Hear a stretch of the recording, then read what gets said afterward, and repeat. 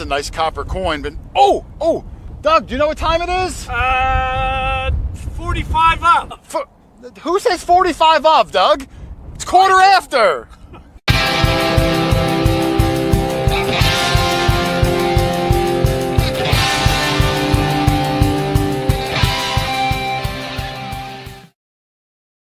What's up, guys? Court Order here, and welcome back to the Quarter After Live Show. Special guest tonight, my good friend Heath Jones from History Seekers. It should be a good show. He's been detecting longer than I've been alive, give or take a little bit. I'm not really sure. We got an interesting, Bethesda Ministries, DBA Chaplain for Change. Thank you very much. Just started. Look at that. Look what I can do. Look at that. Thank you very much. We have an interesting thing going on tonight. There's a really bad storm blowing through our area. It knocked Lynn's power out, Doug's power out, and Rich's power out in the last 15 minutes. They're going to try to jump on if they can when power comes on. And I'm going to hope that my power doesn't go out. So we're playing it by ear, hoping that this storm passes through. So because they're not going to be opening, it's just me and the most handsome man on the face of the earth, Charlie the Heritage Relic Hunter. Yeah, hi, how you doing? We just had those storms go through, and they were pretty severe, but we're all right here. Yeah, I told Heath, you're far enough west where we get different weather, you and I. Right. We got it. The wind started kicking up. I was on the phone with Heath, and these dark, billowy black clouds came out of nowhere. Tornado warnings, too, all over the place. Well, Doug texted me, and he said trees are down. A tree fell on the road. A tree fell in his backyard. So I'm hoping everyone's safe. Everyone's okay. And if they can make it on, all three of them, I'll keep an eye out for them to pop in. Right. So we'll see how it goes. But I'm excited, Charlie. We're going to have Heath come on. You've met Heath. He came up and hunted at Come Out Swinging. Yeah, he come out swinging, and afterwards we went out and detected up here. Yeah, you guys. I mean, from what I heard, Heath, wasn't fortunate enough to get over it that next day, but there was like 20 coppers found. Yes, yeah, it was not his coil. And you got to swing over. It was a tough day. Yeah, I've been in that boat where everyone else is finding stuff and I'm not. It's a long ride home on those days. Right. It's a long ride home. Let me say a couple hellos from the chat. I see my good friend, Teresa, the treasure hunter, your good friend, and Heath's good friend. Right. Very close to all three of us. Always quick with the links, always helpful. So thank you, Teresa, the treasure hunter, who I think is planning a trip up soon. Isn't she, Charlie? Yes. I think it's around the 19th of July. Yes. We're all going to get together. Go to Vermont. It'll be good to see Teresa again. And before I go to more of the hellos, you might notice there's a new thing going on the stream where when people chat, not only does it show up in the chat section, but now it's showing up on the screen itself. On my view, it's under Charlie's head. This is something new I'm trying. It's still in beta. So as long as it doesn't get obnoxious and cover Charlie's face, I'm going to keep it up. So you... That might be a pleasurable thing for most people if it covers my face. What's nice about it, Charlie, is a lot of people that watch on like a smart TV, they can't see the chat because it doesn't open the chat window on a television. So by putting it right in the stream, they can kind of follow along, which is nice. It's a nice feature. So we're playing with it today for the first time. Let me do a couple more hellos, Charlie. I'm waiting for Great Finds is here. Good friend of ours. Metal Detectorist is here. We hunted with her at Come Out Swinging also. She did real well. She found some great stuff. She did. I got some good pictures too. I didn't put them up yet. She had a rare, I think it was a Hibernia that had a rotated die. Right. She did really well. Trowla Diggs is here. Escudo Hunter Bruce Coils for foil. Michelle Reed. Michelle Reed says she lives down the road from Lynn and she has power, but she's not bragging. If that's the case, Michelle, maybe Lynn can come to your house and get on the show because at the moment she's powerless. So we'll see what happens. Oh, I did want to plug Charlie. If she doesn't make it, Lynn's going to be, is it this weekend? June 27th, next weekend. Next weekend. Lynn's going to be at the Antique Show, the 62nd annual Antique Show in Lititz. How do you pronounce it? Oh, Lititz. That's Lititz up in Lancaster County. Oh, it's Lititz. It looks like Lititz, but it's a beautiful town. If anyone ever wants to come this way and visit our state, that's a great place to visit. Lititz. It's near the Amish area of Pennsylvania. Very beautiful homes. Yeah, there's the address. 401 Maple Street in Lititz, PA. It's next weekend at the 62nd annual Antique Show. And like always, if you show up and say hello to Lynn, she'll give you a signed photo of us. She gets a picture with you, and then I'll put your picture with Lynn in the next show. So it's a good way to support Lynn and meet some of the gang. So hopefully they can make it out there. Dangus Squatburger is here. Eric Fairchild, Samuel Wells, Louisiana Mud Dog, Bottle Cap, Mitch and Renita Barks from Show Me Treasure, my good friends in Missouri. Love the Barks. I'm going to get into it more when Heath comes on, but Heath was the official dealer at their event, one of the biggest events, in the country. I think there was 300 attendees there. And Heath was the dealer there. I want to kind of ask him, one of the questions I had is, can you walk us through what it's like preparing to be the sole dealer at these big events? Like, what do you got to do? What you got to think of everything, because if you don't have it, you don't have it. You got to travel, hundreds of miles with trailers full of stuff and set up. A lot of preparation. It's a lot of work. So be a nice inside to, the backside of the hobby, Charlie, the things that you as a guest just show up and there's magic, but there's so much preparation that makes this magic take place. Exactly. So that'll be good. Digger 1788. I'm sorry, 1798. Even better year, Charlie, from Passaic County. Charlie, have you ever found a coin from 1798 exactly? I don't think so. I got a lot from 1797, believe it or not. I think you have a Drake bust from 1798, which was a second year, if I recall. Okay, you probably know better than me. Yeah, I mean, it's weird, Charlie, where, my wife will tell me something and I can't remember it a half an hour later. Right. But I can remember a coin you found 6 years ago, like it was yesterday. Isn't that weird? Well, I love my wife. I love my wife. I don't know what it is, why detecting things stick in my brain so well. There are some special coins out there that we find that we recall. Just recently, you got that double two, last two digits of twos, and they were very fancy twos. I love the whirly twos of the 1822 matron head. It's my favorite one. Well, I walked over and saw that coin. It was very, very neat to see those swirly twos. Yeah, I get a big kick out of the swirly twos of the matron heads. I don't know why. Let me see who else we got in here. Metal Detecting with the Rebel is here. Oh wow. Wendy Olson is here. Howdy, Wendy. Gary Morin, Sue Ramsey is here. Grandma Karen, Relic Rat, Recovering Artifacts Together is here. Out West Metal Detecting, thank you very much. Hello, Jason Charlie from Greg. Greg, thank you very much. Out West Metal Detecting. I'll even pop it up and give you a little, that thing. I don't know what you call that thing, but Audrey Girlinghouse, Rick Rohrig, everybody, thank you very much. Normally, I have questions for Doug and Rich and Lynn to kind of kill some time to get people to show up, but they're not here. It's just me and you, Charlie.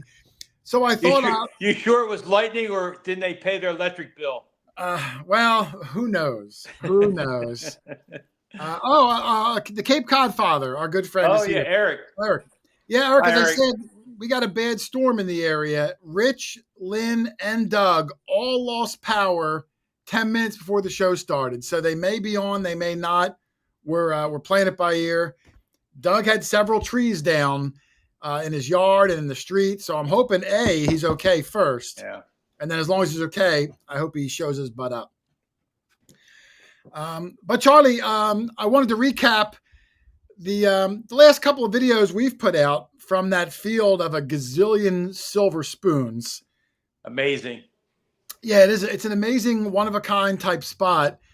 Now we didn't find a million, but we're over 50 silver spoons. Right.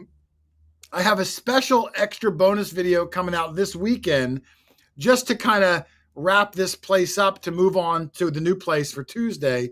More of what you've already seen, all different, all unique. I've had so many people asking, why are there so many spoons there? Right. And I didn't know if you wanted to answer. And if you're not sure, I can answer for you because Doug and I had a long discussion with the farmer, but I'm not sure if you were there or not. Well, what I kind of remember was originally that was a hog farm. Am I correct, Jason? It was a hog farm. And back in the day, and I recall this myself being a farmer years ago, it was easy to get like garbage to feed the hogs, free garbage from different restaurants and different stores. And I think that was the same situation here at this particular farm. They were getting garbage from different restaurants.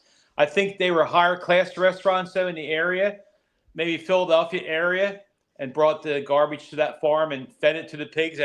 And within the garbage, I believe there was probably debris, like spoons and stuff, ashtrays, silverware, whatever. But I think that's what happened. Am I correct? I know you talked to Cheryl quite a bit. That's exactly the scenario. And what's funny is before we got on this farm, we were doing the farm next door. It's the farm where I found the Tiffany bracelet and gave it back to the guy. Right. Now, when we did that guy's farm, and we weren't there very long, the guy said to us, this used to be a pig farm. And over the years, he said that he'd found dozens of silver spoons on the surface just from disking and plowing. So when we hunted his field, again, right next door, all the fields actually butt up against each other. When we did his field, we didn't find a single spoon. So I just kind of forgot about it. Right. But then when we did the neighbor, the house that we are currently on, same thing. The guy pulled out a 5-gallon bucket, probably half or more filled with silver spoons and forks that he's found on the surface over the years. And I thought, well, wow, I heard that at the last place. We didn't find a single one. But lo and behold, now we're over 50 spoons in. So in the fall, when we go back and back to the original neighbor, it's going to be a free-for-all of silver flatware and maybe even some gold flatware. If those restaurants had gold spoons and forks, no, Charlie. And we were also fortunate enough to find coins during that period, that time period, back in the 20s and 30s. We were finding rosies and things like that there at that farm. Yeah, and weird things too, silver charms and silver necklace pieces. And I don't know if it's just, tokens. But all that stuff stemmed from local restaurants, businesses that put all their trash, their broken dishes, spoons, bent silverware, whatever, maybe even good silverware that just got thrown in with these big vats. They all went to the pig farm, and now whether the pig didn't eat it or if the pig did eat it and it passed through the pig, I don't know. What was nice for myself, and I think Doug and Rich both, we found some coins, some copper coins closer to the homestead though. The homestead was pretty old, and that's where I think we found the coppers, if I'm not mistaken. I know I found a Liberty cap out in front of the house, but out in the fields is where we found most of the spoons and silverware. Yeah, that's where all the spoons and silverware were. So, but we'll touch back on that later, Charlie. It's 7:30. Okay. I want to bring in our guest. If you're not familiar with Heath Jones, a great guy, one of my better friends in this whole hobby. I probably talk to him twice a week on the phone. Nice. For over an hour, because that's how we roll. The founder, creator of History Seekers, not only the YouTube channel, the Facebook page, and the website, where he's a full-body detecting dealer selling all the major brands, and super great guy. So let's bring him in, Charlie, and get his full bio. Again, my super good friend, Mr. Heath Jones. Hey, guys. You handsome devil. Good to talk to you again this week.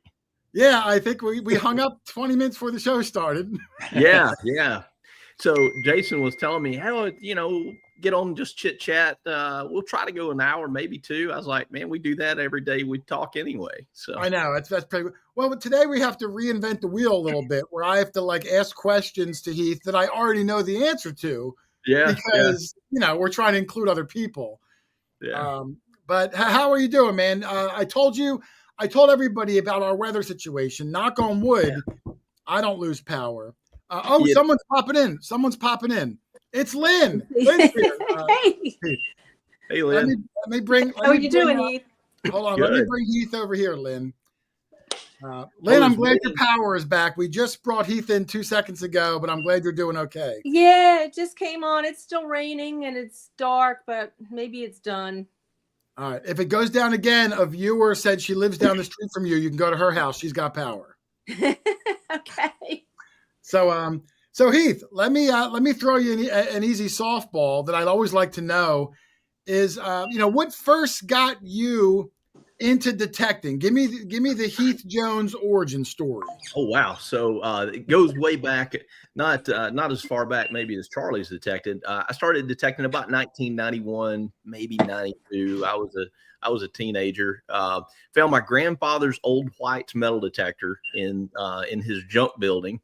And it was like C or D cell batteries. He made me cut grass to earn the money to buy the D cell batteries or C cell, I can't remember, to use it. And I went out and found some wheat cents and some 22 casings that my mom used to take target practice in the pecan tree. And I found some of the casings from that. And that sparked this whole thing that's lasted a few decades now. So that's where it all started. I still have those finds, by the way, in my safe, believe it or not. Some of my prized possessions. Do you still have that White's detector? I somewhere moving. I used to move around when I worked in state law enforcement. They moved me around a good bit, so somewhere along the way I lost it. But sadly. Yeah, I wanted to ask you if you're not familiar with Heath's background. He was a police officer for I don't know how long. Heath, 10, 15 years, 20 years, almost 18 years. Yeah, 18 years. Yeah. Did you have to use a metal detector in your work? Because weren't you in like a drug enforcement sort of a branch? No, I was. I never used a metal detector in that. Thankfully, I just kept the metal detecting as my sanity hobbies. It kept me kind of, got my mind off of things. So, but no, I never used it in the field, believe it or not. I would love to have an action shot. He sent me a picture. I don't have it, last year. Oh yeah. His old police days where he's like hanging out of the side of a helicopter, like he's jumping into like a war zone. Yeah. I'll see if I can find that and send it to you here in a minute. Yeah, but when you're like, it was part of the SWAT division, wasn't it? That's what Teresa's saying. Yeah, so I was narcotics, but we did our own search warrants, and we were all based out of headquarters in Montgomery, and so we did all the like the high risk. So we all had to go through SWAT and all that and get certified. It's pretty cool. It's a lot of fun. So it got a lot of cool stories with it. Some of them we probably don't want to share on here, but yeah, we'll tell the tame stories that don't. We'll tell. There are a few tame stories, I'm sure. So you got into the hobby of metal detecting, just like all of us. You do it for fun, to pass the time. Mm-hmm. But then what got you into the dealer side of the hobby, which most of us don't take that step? So it was kind of weird. When I got out of law enforcement, I was kind of looking for something to do. I was burned out, just tired of it. And my friend, Ed Huffman, that I used to buy all of my detectors from when I was just a user, as we'll say. And he's like, hey, have you ever thought about selling metal detectors? I said, Ed, I've never sold anything a day in my life unless you count being an undercover drug dealer. And I said, if that counts, maybe. And he thought for a second. He said, you survived it, so you must be pretty good. And so they kind of started from there, and I sold a lot of metal detectors. And then, so you worked with Treasure Mountain for how long? About 8, 9 years, something, 8 years, I guess. And then Ed decided to retire, and he was selling the business. And I talked to him about buying it. We just, couldn't get together on the numbers on it. And so I ended up, because we had developed a big Facebook following, and our YouTube is decent, I guess. So we went ahead and just, I jumped out and I already had the History Seekers branded. So I just opened up the store under the History Seekers name. So. Hold on, Charlie, impromptu, I'll do a full screen here. Wow. There's Heath, give me the lowdown of this action shot. Yeah, so that is a search warrant. That's an actual active meth lab. You'll see that we're wearing respirators. That's actually me on the right. I had just rammed the door there, and then I would fall in the back of the stack after the guy ramming never is the first one in, contrary to popular belief. But yeah, that's it. That was part of our team. Yeah. Did you go back later and metal detect that yard? Looks like an old house. No. There's a lot of stuff. Some of those yards, cars on blocks, that sort of thing. A lot of yard effects. You might want. Oh, that was another thing, yeah. Charlie. Is an interesting way where I didn't actually meet Heath until I guess about maybe 2 years ago, if that. Yeah, 2-3 years ago, something like that. Right before Kelly got sick. Yeah, I met Heath, and we're going to get into Kelly in a little bit too, but I met Heath at Detecting the Heartland, I think 2 years ago, maybe 3 years ago. Yeah. So even though that's when I met him, I've known about Heath for almost 10 years now. Wow. And one of my earlier videos, when Doug first started coming on, I saw a video of Heath where he was detecting a yard, and he found just like a yard trinket. Yeah. And I never know what to call them, because to me, a relic is something really old. But if you find an interesting thing like from the 40s or the 50s, is that a relic? So Heath had an incredible term that he uses that I texted him and said, "Hey, could I borrow this?" And he was nice enough to say, "Yeah." Heath, tell him what the term is that we now use. Yeah, yardifects. I don't know that I can take full credit for that, because my friend Scott, we used to do a podcast. I don't know, some of you that have been in the hobby a long time may remember it. I don't know, maybe 10 years ago or so. My friend Scott and I, that started History Seekers with me, we come up with a term, and I think Scott kind of coined that, or a joint thing, us together, and we started calling them yardifects, because we were talking about Native American, like arrowheads, they call artifacts, and we're like, well, it's not that, and it's not a relic, so we started calling it yardifects. I'm in the same boat. So listen, whether it was you or Scott, kudos to the History Seekers team, because that word should be in Webster's dictionary, Charlie. That really, I like it. It really defines what a lot of the stuff is we find, a yardifact. It's just it's self-explanatory. Though, and we talk about that, we find some really cool Civil War stuff, and that's neat, and it's rare, some of the rare stuff especially, but we get more reaction, and people are more interested, just the average person. The average viewer, maybe that doesn't even metal detect, they are more interested in those finds than they are some of the rare, artillery shells and that sort of thing, even belt plates. I'll tell you a great example that I've experienced, and you're 100% right, is, we detect a field or an old house, and we might find a dozen copper coins, and it's really cool and it's interesting, but to the average viewer, the average non-detecting viewer, it might as well be a moon rock. They don't really know what they're looking at. But a few weeks ago, Lynn found this little metal rat. It was made in the 1960s. This guy who was like a race car designer made this looks like a gremlin, and his name was Rat Fink, and he was real popular in the 60s, early 70s. Lynn found that weird thing in this field. And I only put it in the video because Lynn didn't have a great day with the old stuff. And I like to get everyone in the video. Yeah. So I put that stupid little rat thing in the video. That got the most comments, the most people. I mean, I put a picture of it on Facebook, and thousands of people. So you're exactly right. If people can relate to something, it doesn't have to be super old, but maybe it just creates that spark. I saw it in my mom's house. I saw it at my grandmom's house. That's an awesome connection. Yeah. Yeah, people, we talk to a lot of different people that do YouTube and stuff, and I'm sure you get the same questions from guys who are just starting out. They're like, yeah, but you guys find this really epic stuff. I'm like, that's not the stuff that gets the views. It's really not. I mean, just being your authentic self. You don't have to find great stuff every week. You don't. You just find stuff that people can identify with. And that's one of them. Brandon from Adventure Archaeology, who, by the way, shout out if you guys aren't watching his channel.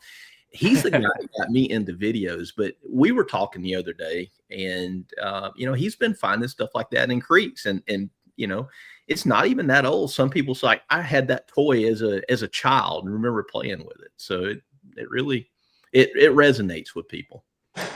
I had I'll bring it up now real quick, Heath, as I had this coming up later, but I got a good picture of you and Brandon.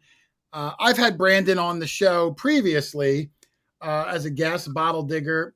How did you meet him? I mean, because you collaborate with him more than almost anyone else. Yeah, so we live really close together, and believe it or not, we had him on our podcast, Scott and I, through our much mutual friend Russ Barberona. Back, he introduced me to Brandon. He's like, hey, this guy's got like 2,000 followers on his YouTube channel. You guys should have him on. I'm like, okay. And so we had him on. That was when Brandon first started out. And after the show, we would always hang out and chat with our guest after the live show. And he's like, why aren't you guys doing videos? I'm like, I don't want to be on camera. I've got a face for radio. And so, of course, our podcast was just audio. And so we talked about it and started doing video and kind of grew from there. And he helped us a lot get started. And then we had a race to 10,000 followers on YouTube. And we actually ended up beating him to 10,000 because of one of our Skinner dig. Yeah, so we still talk every week too.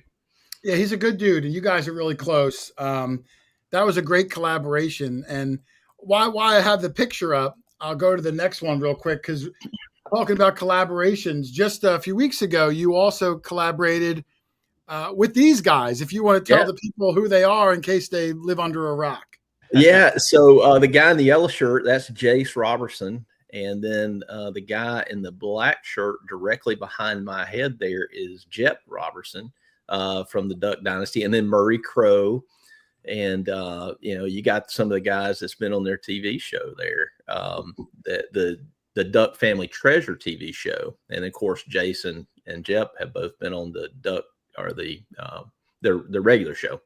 But those guys, so it was an interesting collaboration. We were talking to them, and Jace couldn't be on video, so we couldn't put him in our video. But because of contract reasons, but Jep, actually, we were talking, and he watches your show every week. So I told Doug I was super excited when you said that because it's one of those weird things, and I'm sure you've seen it, where you might put a video out and you see like whatever 1,000 views, 10,000, 100,000, and that's a super cool number, but it's just so abstract. And then when you really think about it, like every one of those numbers is another human being that has their own stories and excitement. And sometimes you get notable people well known that just happen to catch one of your videos, and you make friends that way. That's how I met. Good segue. That's how I met this guy right here. Hold on, Heath. Dog Tag Doug, who just made it into the stream. We have a little weather up here. Heath, I got to pause real quick and see, Doug, are you okay? You said trees were down. Oh, yeah. You can almost see the highway behind the house now. All those new arborvitaes you planted went down? No. They withstood the storm, but all those big deciduous trees on the other side of the fence came down. Wow. My neighbor got it worse than I did, but. Listen, when you're on my show, don't ever use the word deciduous, Doug. Oh. I was going to ask what that meant. But, I don't know what that means either. I don't know. Stop trying to sound smart. You got to be a science teacher to know that one, right? Yeah, Charlie, you'll interpret. Charlie knows what it is. How you doing, Doug? Well, Doug, welcome late. I know you've met Heath. Yeah, how you doing, Heath? Good, buddy. Hey, listen, I was going to ask him Jason, I was going to ask him to describe how the tornado sound. If he said it sounded like a freight train with the proper accent. We didn't have a tornado. We had straight line winds, which are every bit as devastating. It comes and goes pretty quick. And we were out in the back trying to get things buttoned down. And next thing you know, we heard the cracking and the wind just picked up. I mean, it went from 0 to 100 just like that. Oh. And you could hear the trees cracking. I hollered at my wife, let's get in the house, in the cellar. So we made it through. Oh, you went in the cellar. You went in the. I wasn't going to take any chances. I didn't know what it was until after the fact. But all right, I got some photos. Oh, look, Ken King is here, Doug, in the chat. Who I just saw on his Facebook. A quick shout out to Ken that him and Tony and Jeff Lupert are going to be on an upcoming episode of what's that show called? Exhibition Unknown. Thank you, Charlie. Exhibition Unknown. So congratulations to all three of those guys. I think the episode will air July 2nd. I'm not sure. Go check out his Facebook for more information. Why is it we can't get our cute faces on TV? We always do better before you show up. So that's all. So I'm holding the whole group back. Talking about cute faces, here's a good one of me, you, Heath, and Amber. Amber, yeah. They came up for Come Out Swinging recently. This was we didn't get to hunt with Heath much. I got about 40 minutes of hunting time with him, but we always managed to go out to dinner afterwards. We thought that I had a copper coin, and you and I both. I haven't released that video yet. I've got neither have I. Yeah, but I won't spoil it. But we thought we had one that wasn't, or I thought I had one. Jason, I thought you did too. I dropped everything, came over with all the camera gear, and was ready to rock and roll. Yeah, Missy, I think I have a few other pictures, Doug. There's one of the four of us. I think this was in Oklahoma, Arkansas. Arkansas. And behind us, those are some of Doug's ex-girlfriends. Yeah. That's the mariachi band I used to play in. Yeah. So good one from Doug. And I think I have one other one here. There's a nice collab, another dinner. We always seem to go out to dinner.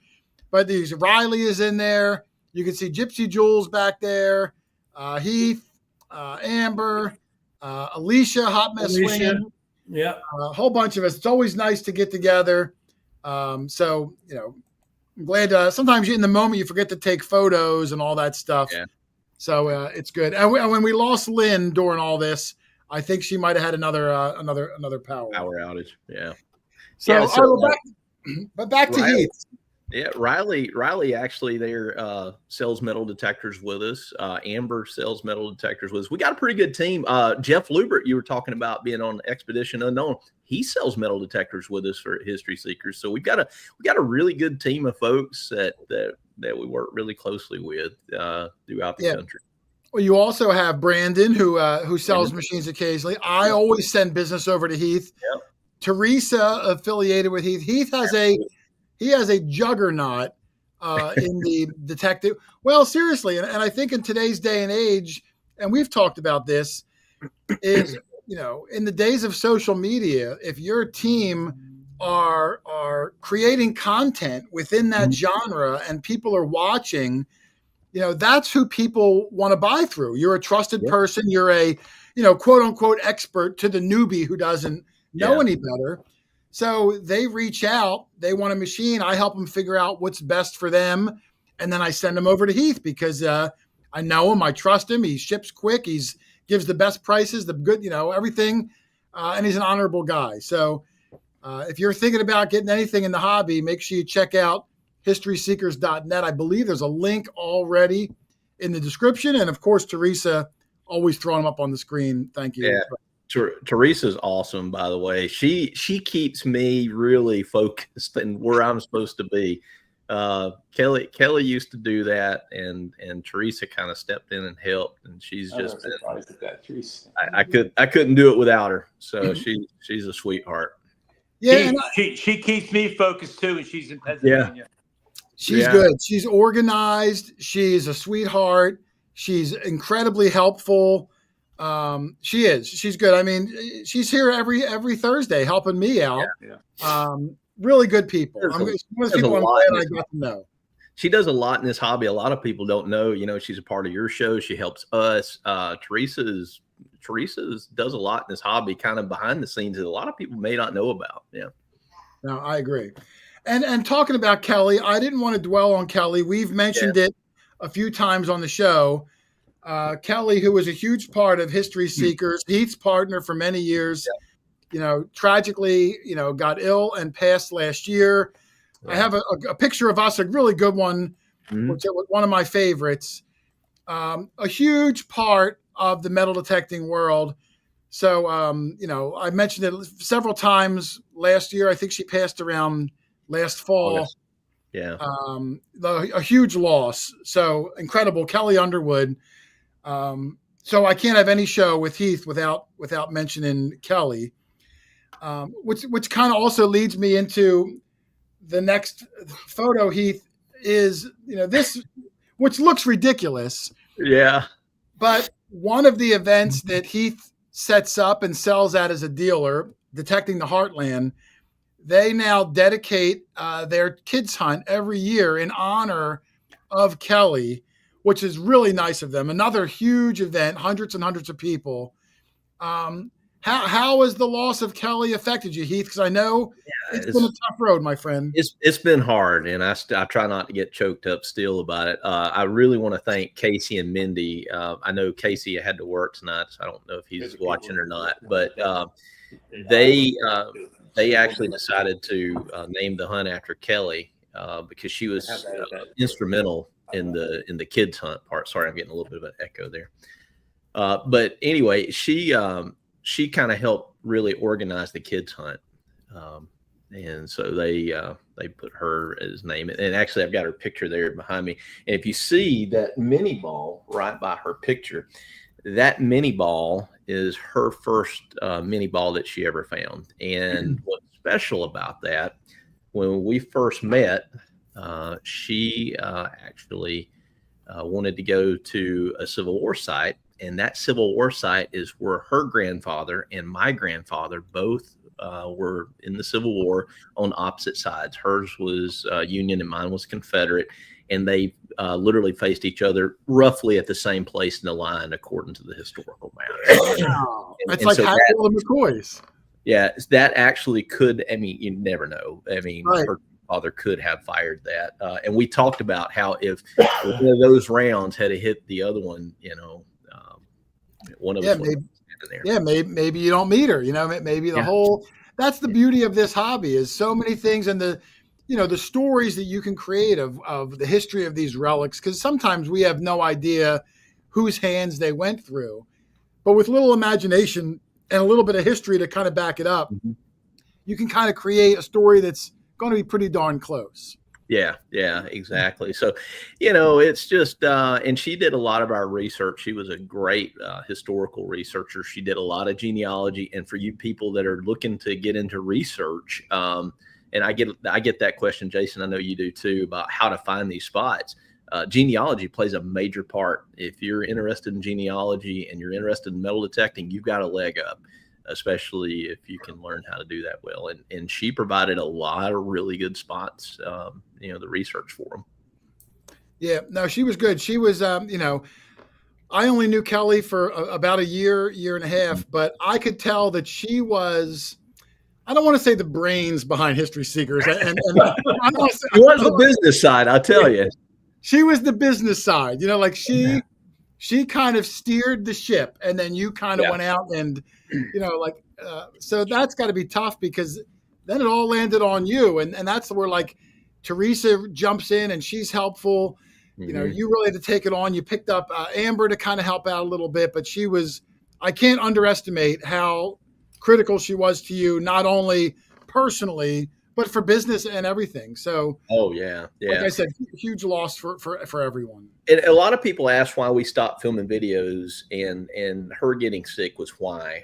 We didn't know what was going on for a while. And for those that didn't follow our story, she was diagnosed with ALS, and that's what ultimately led to her passing. But she was getting sick, and we didn't know it, and we couldn't figure out why she couldn't go. And so we kind of stopped detecting as much and wasn't able to film videos. That's why we stopped filming a lot on YouTube. And some other things too, but so and one of her last few things we talked about was she wanted me to keep going with the videos, and so that's why we're kind of getting back into it, leaning into it now. Yeah, you're doing really good. I mean, on Facebook, Heath and I were talking a couple days ago. I think last month you had like 15 million views on Facebook. Which is just amazing, for metal detecting. It's not like everyone's at home, looking up metal detecting all the time. That's a tough niche. Yeah, I know. That's it's hard to believe. I think we were like a couple 100,000 followers, right about the time she passed or so, or maybe 250,000. And we are knocking on the door now of nearly 500,000 followers on Facebook. That's our big following there. And we ended up having to get a media management company, which, you fancy pants. Yeah, well, if you're ever in that situation, I don't know I'd always suggest it, because getting somebody to manage your videos and title your videos and edit your videos is, especially not being in the hobby, they sometimes get things wrong. And so I saw a balancing act. I saw there was some sort of a mishap last week where, 2 weeks ago, almost fired them. Yeah, because like I said, they're professional video editors, not necessarily part of our niche to know what may be considered unacceptable. A faux pas, yeah. So I'll tell everybody about that and set the record straight too. So we do genealogy type stuff, or did when Kelly was alive, and it was one of our old videos. And we were at this graveyard doing just genealogy stuff, just with a camera, no metal detectors. Didn't even have one with us. And we were talking about a Revolutionary War soldier, and then there was a Civil War soldier we talked about, and then we found this big, massive, gaping hole, I guess, where a coffin had actually collapsed, and the county was supposed to be taking care of the cemetery. And so we were trying to raise awareness of it and get the hole fixed. And they titled it, "Our Metal Detectors Went Crazy in This Hole." Yeah. And I saw the clip. You can see the coffin in the hole. At no point in the video do we have a metal detector even talk about a metal detector. I'm like, what are you doing? And I didn't see it. We were traveling at the time, and so people were just raking us over the coals. You shouldn't be metal detecting a graveyard. I'm like, we're not. I didn't see where in the top they had this little text. I knew the video, so I didn't even look at the text.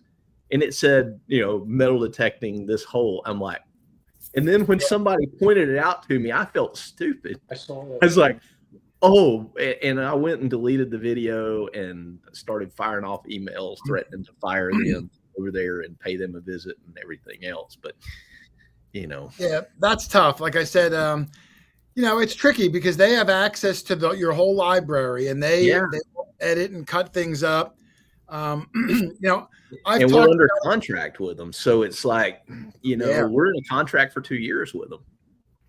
I think I talked about it before, where I was trying to get this guest to come on named Detector Mo. I don't know if you're familiar with him or not, Heath. I know of him. I knew of him. I should. Yeah, say. He has a huge TikTok following, like 3 million plus subscribers. So I was in contact trying to get him to come on, and unfortunately he passed away very young, very tragic. But he's in the same boat where he had a management company doing his TikTok videos, 2-year contract. So even though he passed several months ago, every day there's still new TikTok. So the world doesn't realize, because it's, business as usual. And I'm not saying it's a bad thing. His family is still getting the money and all that. It's just that, in a world where these management companies have these long-term contracts, these things are going to happen more and more. with creators. Yeah, so we still on our YouTube channel we have full control over it. They do not, and Lynn's nor will back. I I'm gonna bring ever. Lynn back in too. Yeah, Sorry. nor will I ever relinquish control of my YouTube channel. So if you guys want to see what we put out, what we edit, go over there. Now they may not be as fancy and clickbaity, and they are what they are, but you know, if you want to see the longer videos, we do more of the longer videos on our YouTube channel. Facebook's turned into more of a shorter, kind of almost behind the scenes clips type part of what we do. But you know, I think that's the way of the world, the short form content. Yeah, people. I only use Facebook for photos. You don't get much shorter content than that. Yeah, no, that's true. Yeah. But no, I do like it. So let me go to the dealer aspect real quick before I get into some of your finds. You opened up History Seekers, a full line. You sell all of the brands.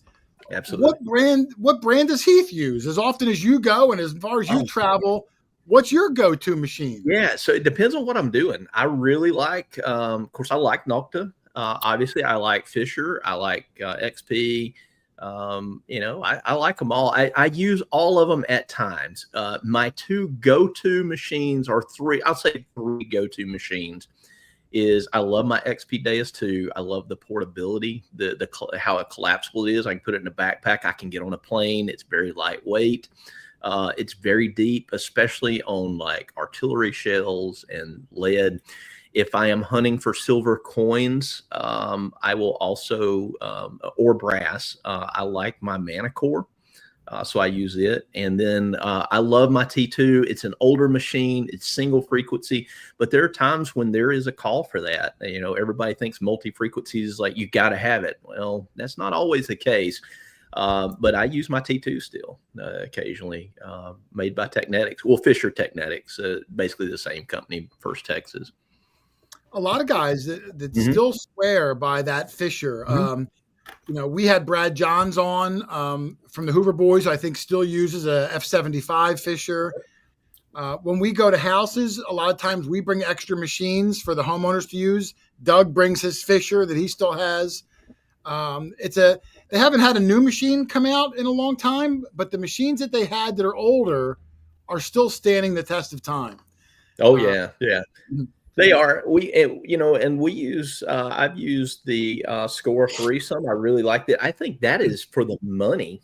From a just talking dealer standpoint, I get a lot of questions on new users that are looking in that $500 range. Bang for the buck. That's hard to beat because you get that pinpointer, you get those. You get both the coils, wireless headphones, multi-frequency detector. I think that's a good one too. Yeah, it's the best bang for your buck, and not that I want to make this an infomercial, but with the promos they have, and I think there's one going on now. It also comes with the wireless pinpointer, which everybody wants. Yeah, It's waterproof. Comes with a fines bag. Comes with a hand shovel. I think it comes with a hat. You really get everything you need for $500, and you're not buying a piece of junk. You're buying a machine that you can use for several years and be successful. So I might be biased, but I agree. I think that's the best bang for your buck.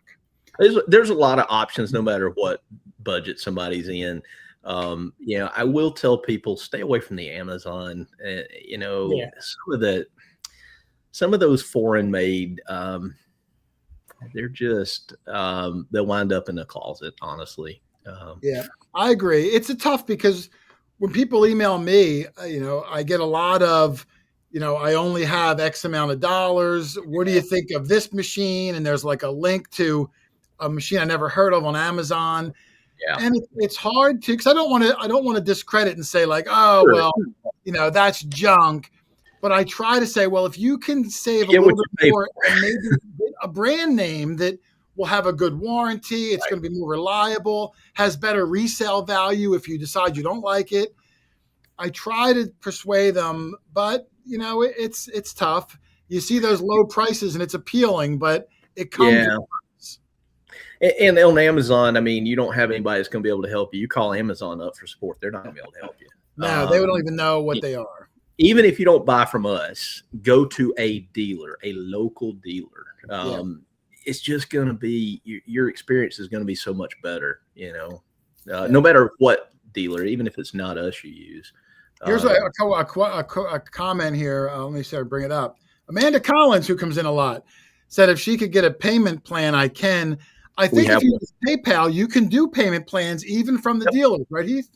Yeah, absolutely. We've got PayPal. We've got, I think it's a firm, maybe it's on our website, historyseekers.net.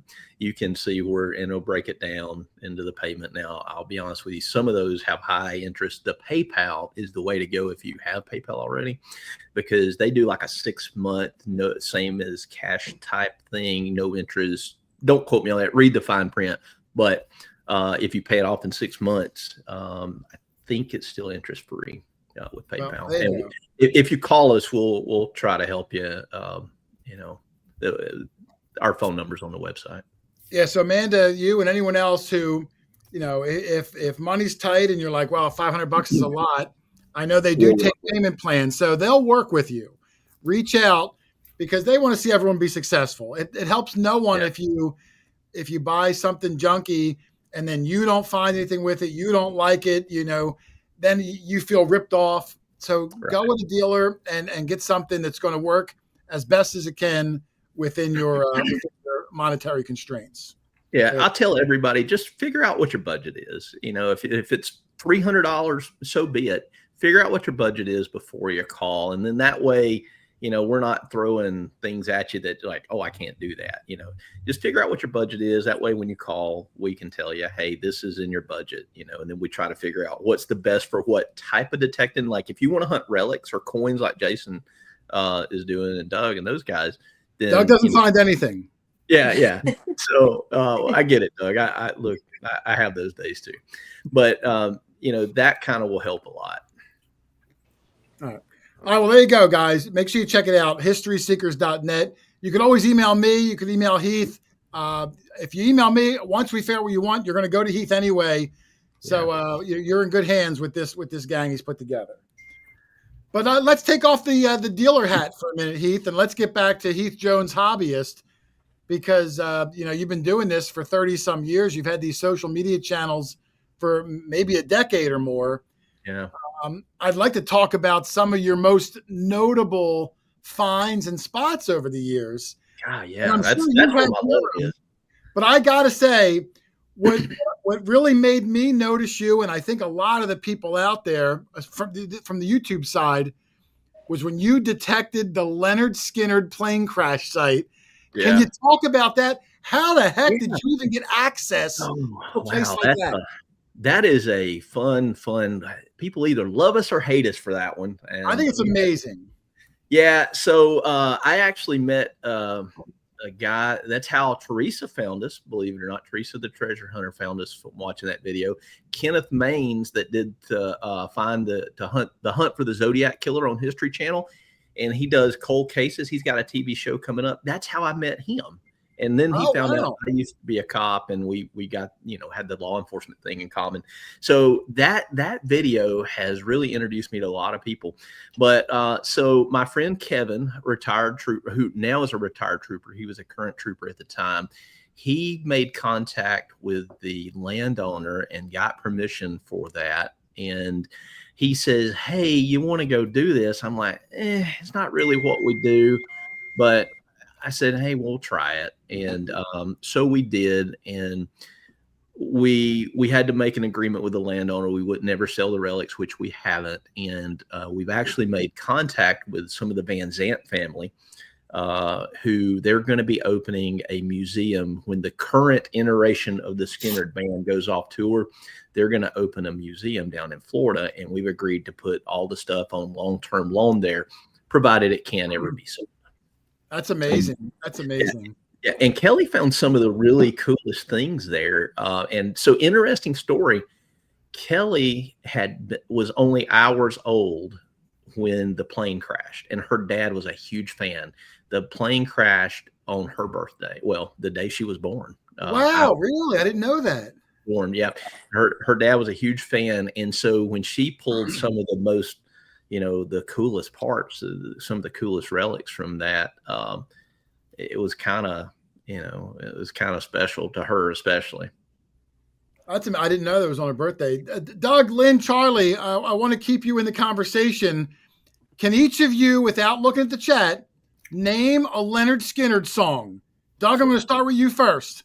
You going to start with me? Start with you. Hold on. Let me put you up on the bigger screen. I mean, Leonard Skinner is an iconic rock and roll legend. They're one of my favorites. One of my favorites, too. Mr. Breeze. That's my favorite song, and followed up by Sweet Home Alabama. You're going to take one from Charlie. Just say one. Oh, all right. Mr. Breeze. And I gotta say, listen, of all the Leonard Skinner songs, Mr. Breeze is your favorite? It is rocking. Okay. Rocking. Lynn, Leonard Skinner, favorite song. Just a second, Lynn. Come on. You can't pass. I have to pass. Lynn, here's a hint. Here's a hint. What state is Heath from? Pennsylvania. No, listen to his accent. Come on, he ain't from Pennsylvania. Yeah, you guys. What, Leonard Skinner? Well, Heath. Both of them. Heath is from down south somewhere, obviously. All right. Well, Lynn wasn't here in the beginning. Accent. What accent? Lynn, Heath is from Alabama.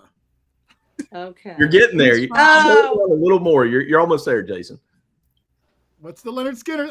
What's the Leonard Skinner song? The song? only one I can think of is Sweet Home Alabama. That's one. That's good. Okay. That's good. That's good. Wow. Charlie, you're up. You're up, Charlie. Well, my favorite, Simple Man. That's a good one too. That's my favorite song, really. My favorite one is actually "Gimme 3 Steps," which I think was another sleeper. Heath, what's your favorite all time? Well, my favorite is obviously "Sweet Home Alabama," but I do like "Freebird" too. Freebird's a good one. Somebody mentioned that. Yeah. In the chat there's a lot of them too. A lot of the same ones I'm seeing. My Name is Mud by Adrian Tucker. That is not Leonard Skinner. Give Me 3 Steps was a good one. Freebird, Sweet Home Alabama, Saturday Night Special. I forgot about that one. Yeah. Give Me 3 Steps. Iconic. Anyway, I won't go into Cheating Woman. That's a pretty good one. Kind of a lesser known one. Yeah, they were a really incredible band. So if you're not familiar with it, when the plane crashed and died, and the police gathered all their evidence, got all that out of the way. Years later, Heath was trying to find artifacts for reasons just like this, for this museum. And I'll tell you something interesting, and without going a lot into it, but if you've ever read that report, there was some question as to whether that was pilot error, if it was mechanical failure. And so from the state investigator side of me, and which, by the way, most of our guys on our team, or a lot of them, are law enforcement or former law enforcement. So it kind of rang to us when we started finding things like parts of the gauges that they said they recovered. It just felt like they did a sloppy investigation, and there was a lot of questions to it in our mind.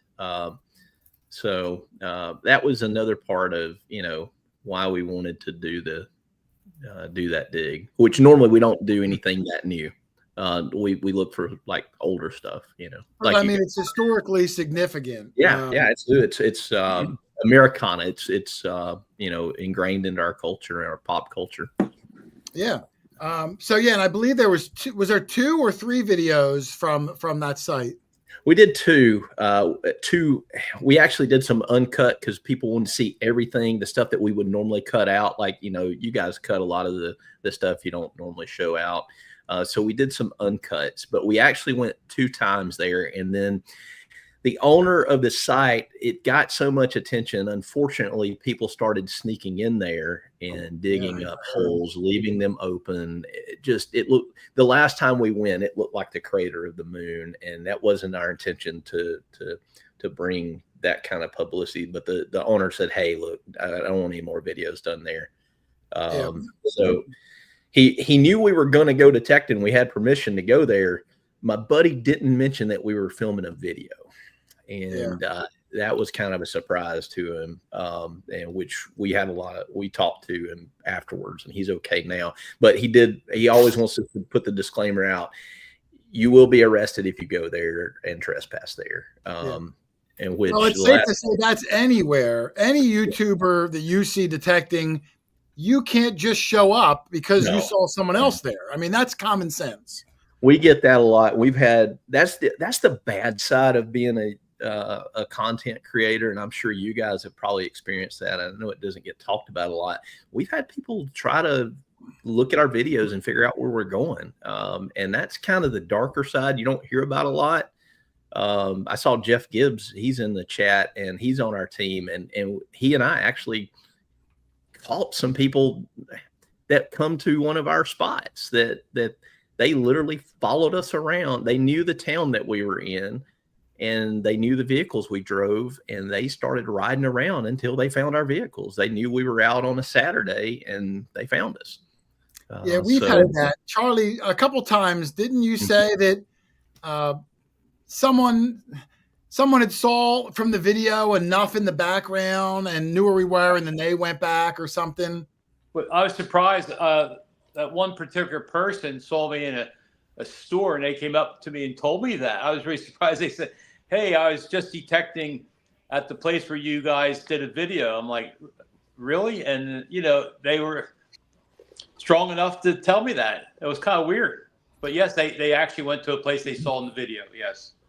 Yeah, I just find that, I try to give people some slack, and I try to talk to them where I just assume that maybe you were misunderstood, but hey, that's illegal. You're trespassing if you don't do it the right way.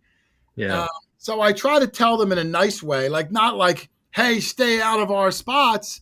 But if you go get the permission on your own, then hey, have at it. But you got to do it the right way. You got to do it the right way. Yeah. So we get asked a lot about getting permissions. That's a common question I get from a dealer standpoint and from a content creator standpoint. And they say, "Well, does your YouTube channel and your Facebook following help you get permissions?" Well, yeah, kind of. But it's also hurt us. And we've had some permissions that we didn't get because we wanted to film videos there. And that's the stuff that people don't talk about too, because there's a lot of people out there do not want their property shown, or if you find a lot of stuff, they don't want that video out there because they think they're going to be, they're going to have people knocking on their door all the time. And so we have ran into that too. That's the side that people don't talk about a lot as well. Yeah. Now, some of the spots I see in your videos are pretty remote and secluded, like a lot of woods and a lot of places like that.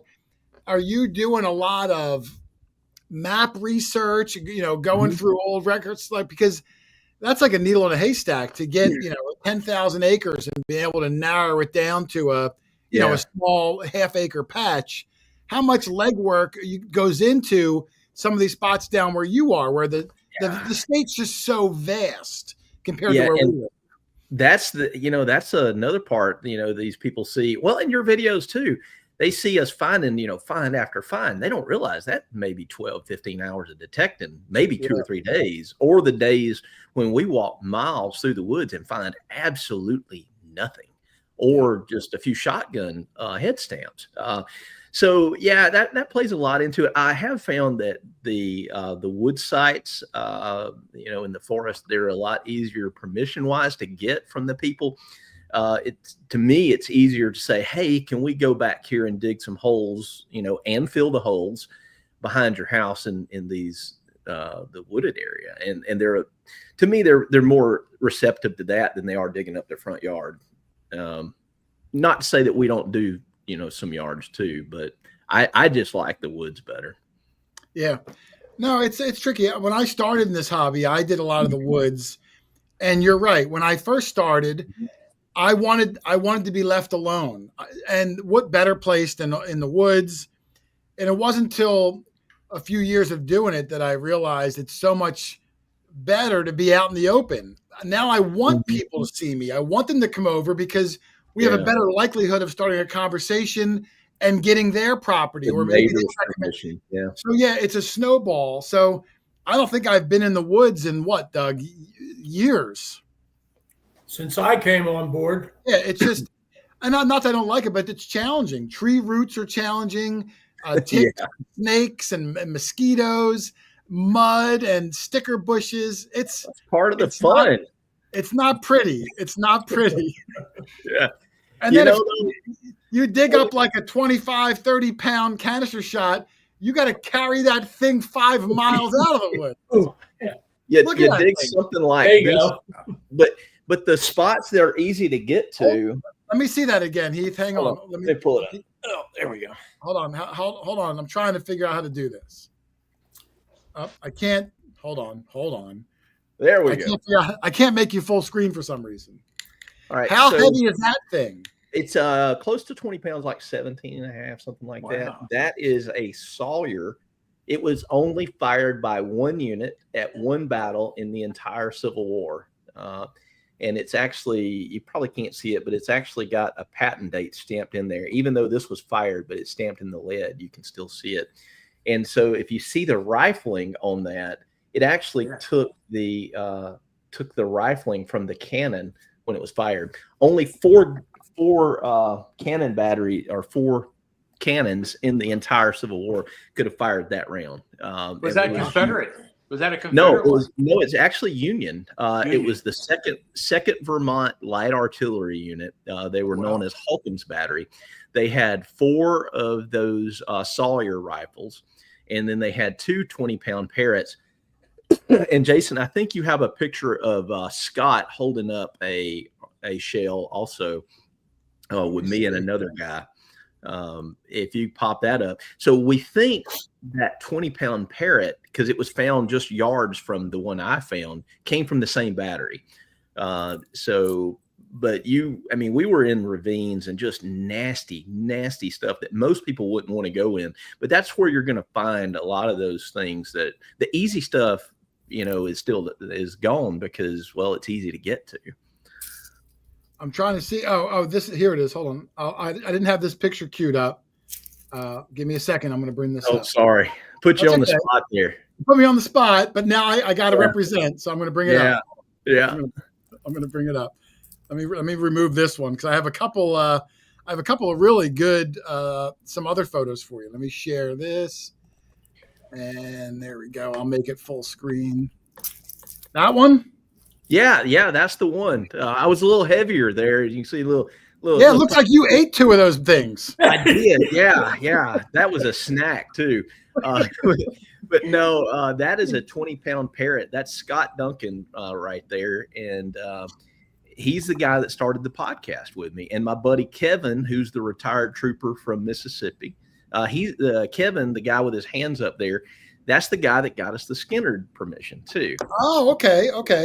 Yeah, but anyway, that was Scott's first full artillery piece that he found, or artillery projectile. Do you miss doing that podcast on a separate note? I mean, that was before I knew you.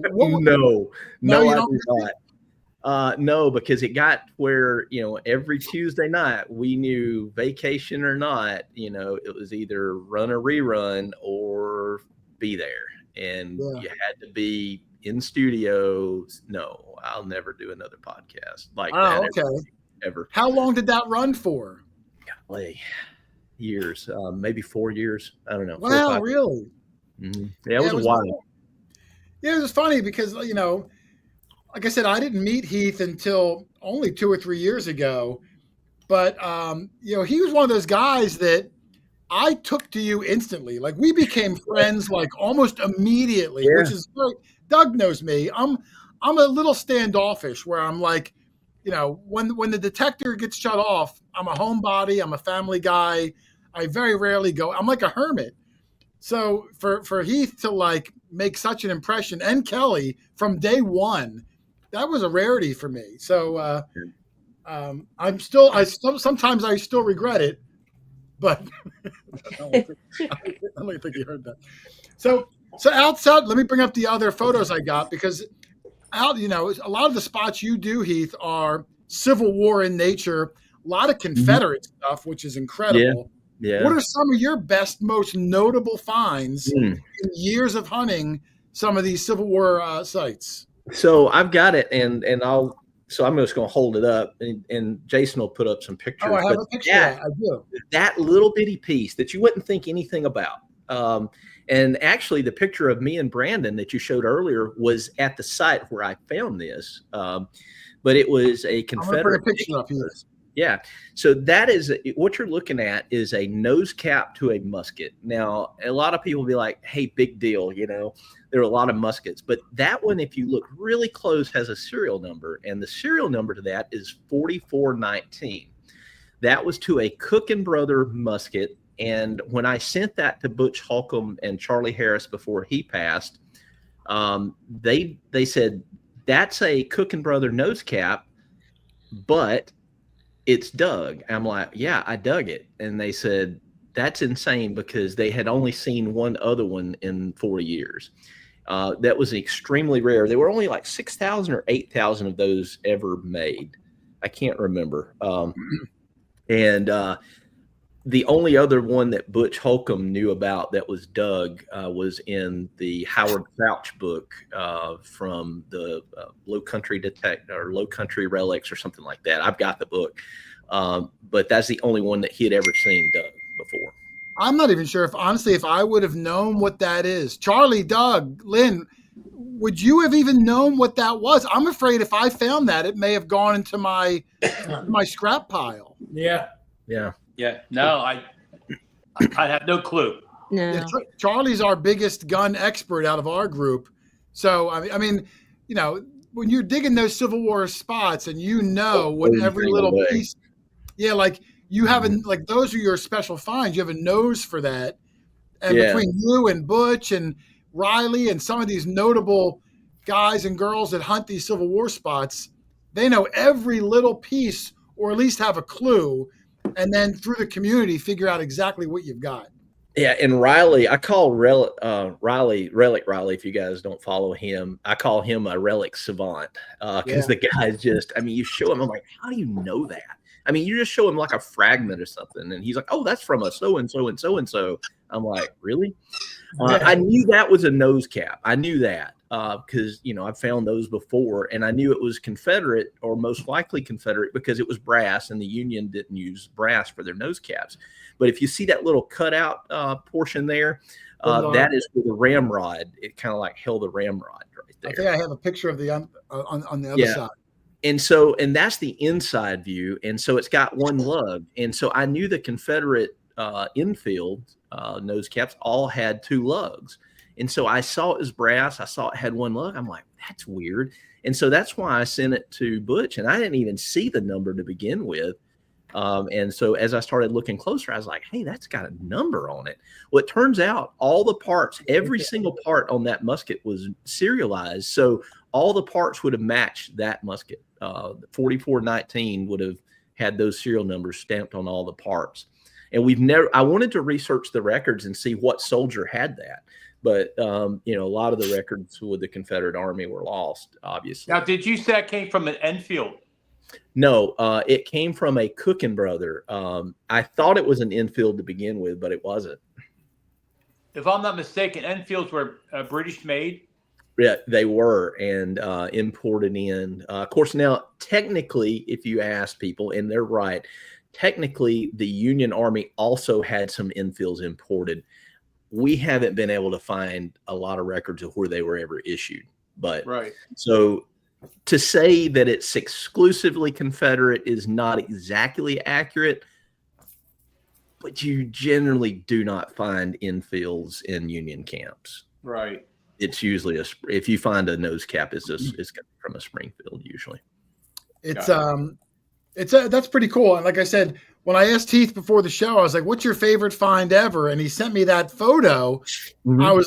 I thought he was joking at first, Doug. Like I was like, "Really?" But until you learn the history of something, I got a bucket of those. Yeah. So and you know, if I didn't know that was a nose cap, I would have just tossed it. I mean, I found grass bucket. I have tossed a lot of stuff. I tossed a lot, and I'm embarrassed to say this, but when I first started, I started out as a coin hunter. When I first found a lock plate, which is the side of a musket, I found an infield lock plate and I tossed it. So when I first started relic hunting, because I didn't know any better. I think I tossed one or two kettle points in my life because I didn't know what they were. Oh, look, there's Relic Riley. Yeah. So he must have heard us talking about him. His nose was tingling. Yeah, yeah. He heard the Relic Savant call. It's like the Batman symbol went up and Yeah, the Batman.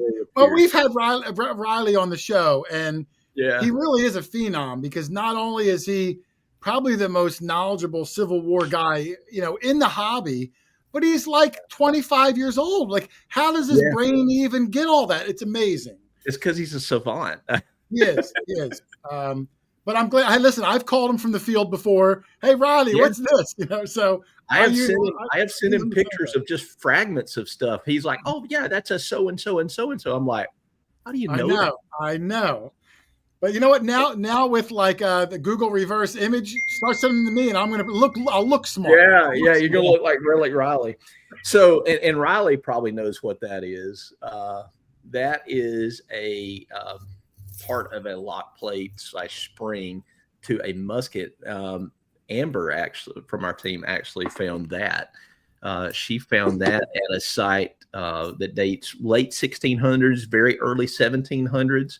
That was a site Native Americans, the Chickasaws, were battling the French.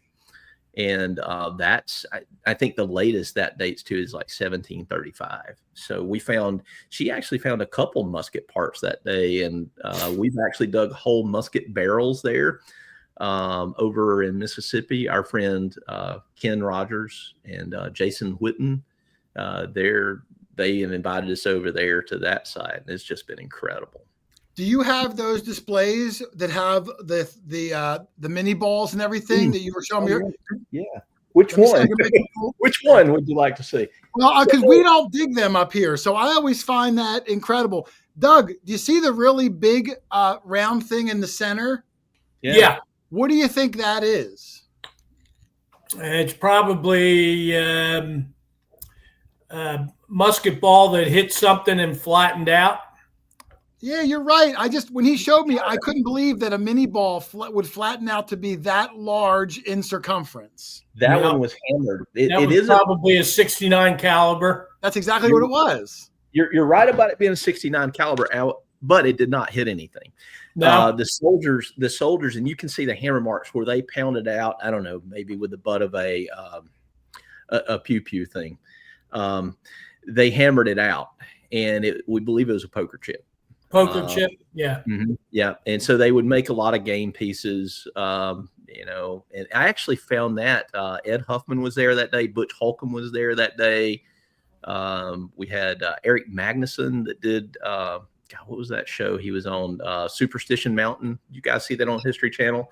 Mm-hmm. Eric, he was with us that day. So we found some good stuff there. Interestingly, when I found my first mini ball, I was down along the Delaware River, which is about 5 miles from my house. And I was in an area that was heavily fished and continues to be heavily fished. The last lead weight I found was a mini ball that had been cut, and the line was put into the mini ball and then crimped, and they used it as a fishing weight. A three ringer. Yeah. Those are really cool, those fishing weights. There's some guy that's found a bunch of those. I haven't found very many, a few here and there. I think Scott's got one, but some of the carvings are incredible. Butch Holcomb has some, the soldiers they had time on their hands and they were bored. A lot of them were kids. So they just, they took whatever they had, which was, a lot of mini balls and made them into different things, even art. I have a friend. I got a buddy named Chris Heimsoth. I don't know if you know him or not. Yeah, absolutely.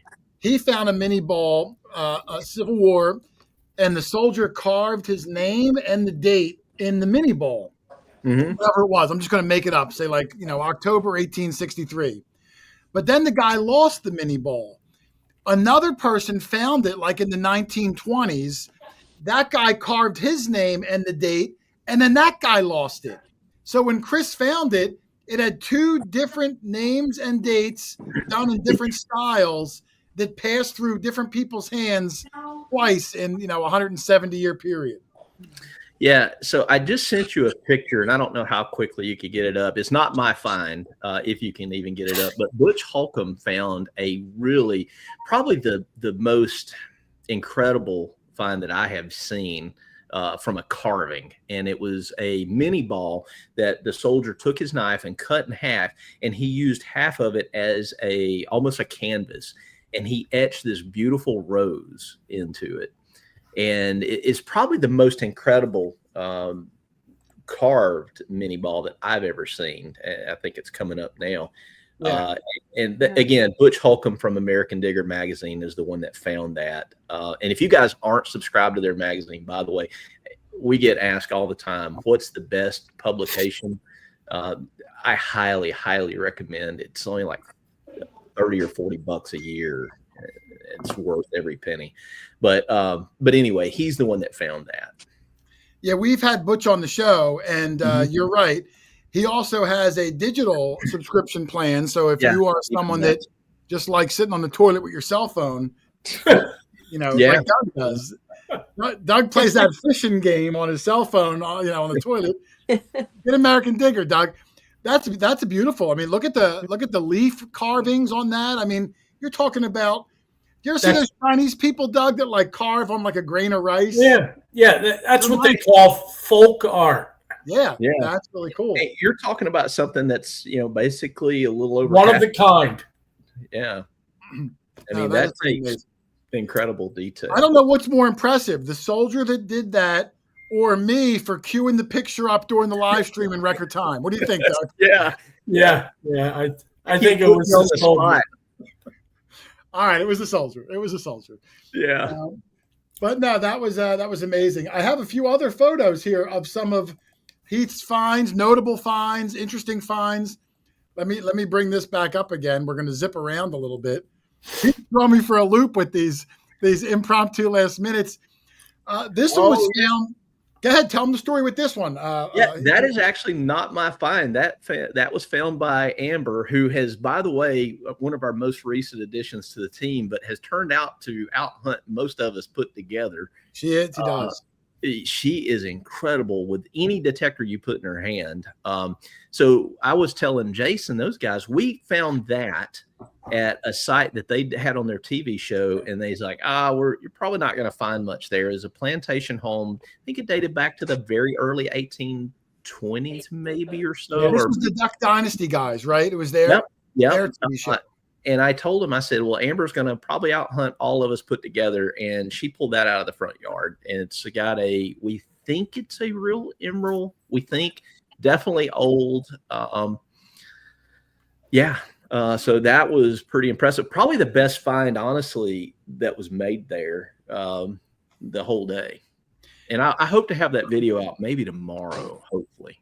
Oh, okay. Now, will you put it on YouTube or on Facebook? Yeah, I'll put it on YouTube first, and then usually our videos I'm starting to release first run on YouTube. So if you want to see it first, go to YouTube.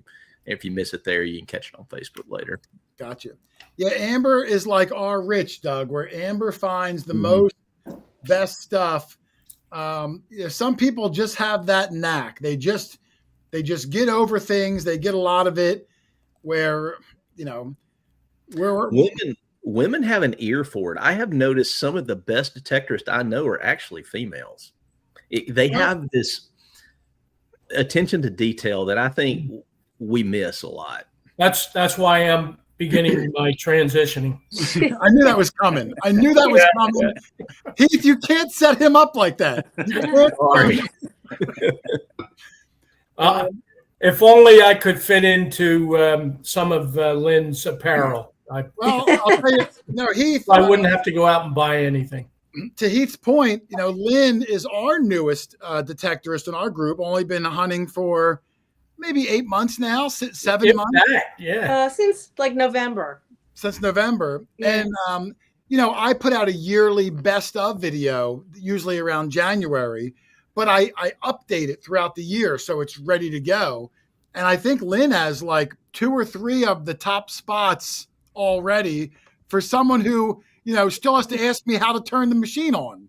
Yeah. So, gee, thanks. I consider her our rookie of the year.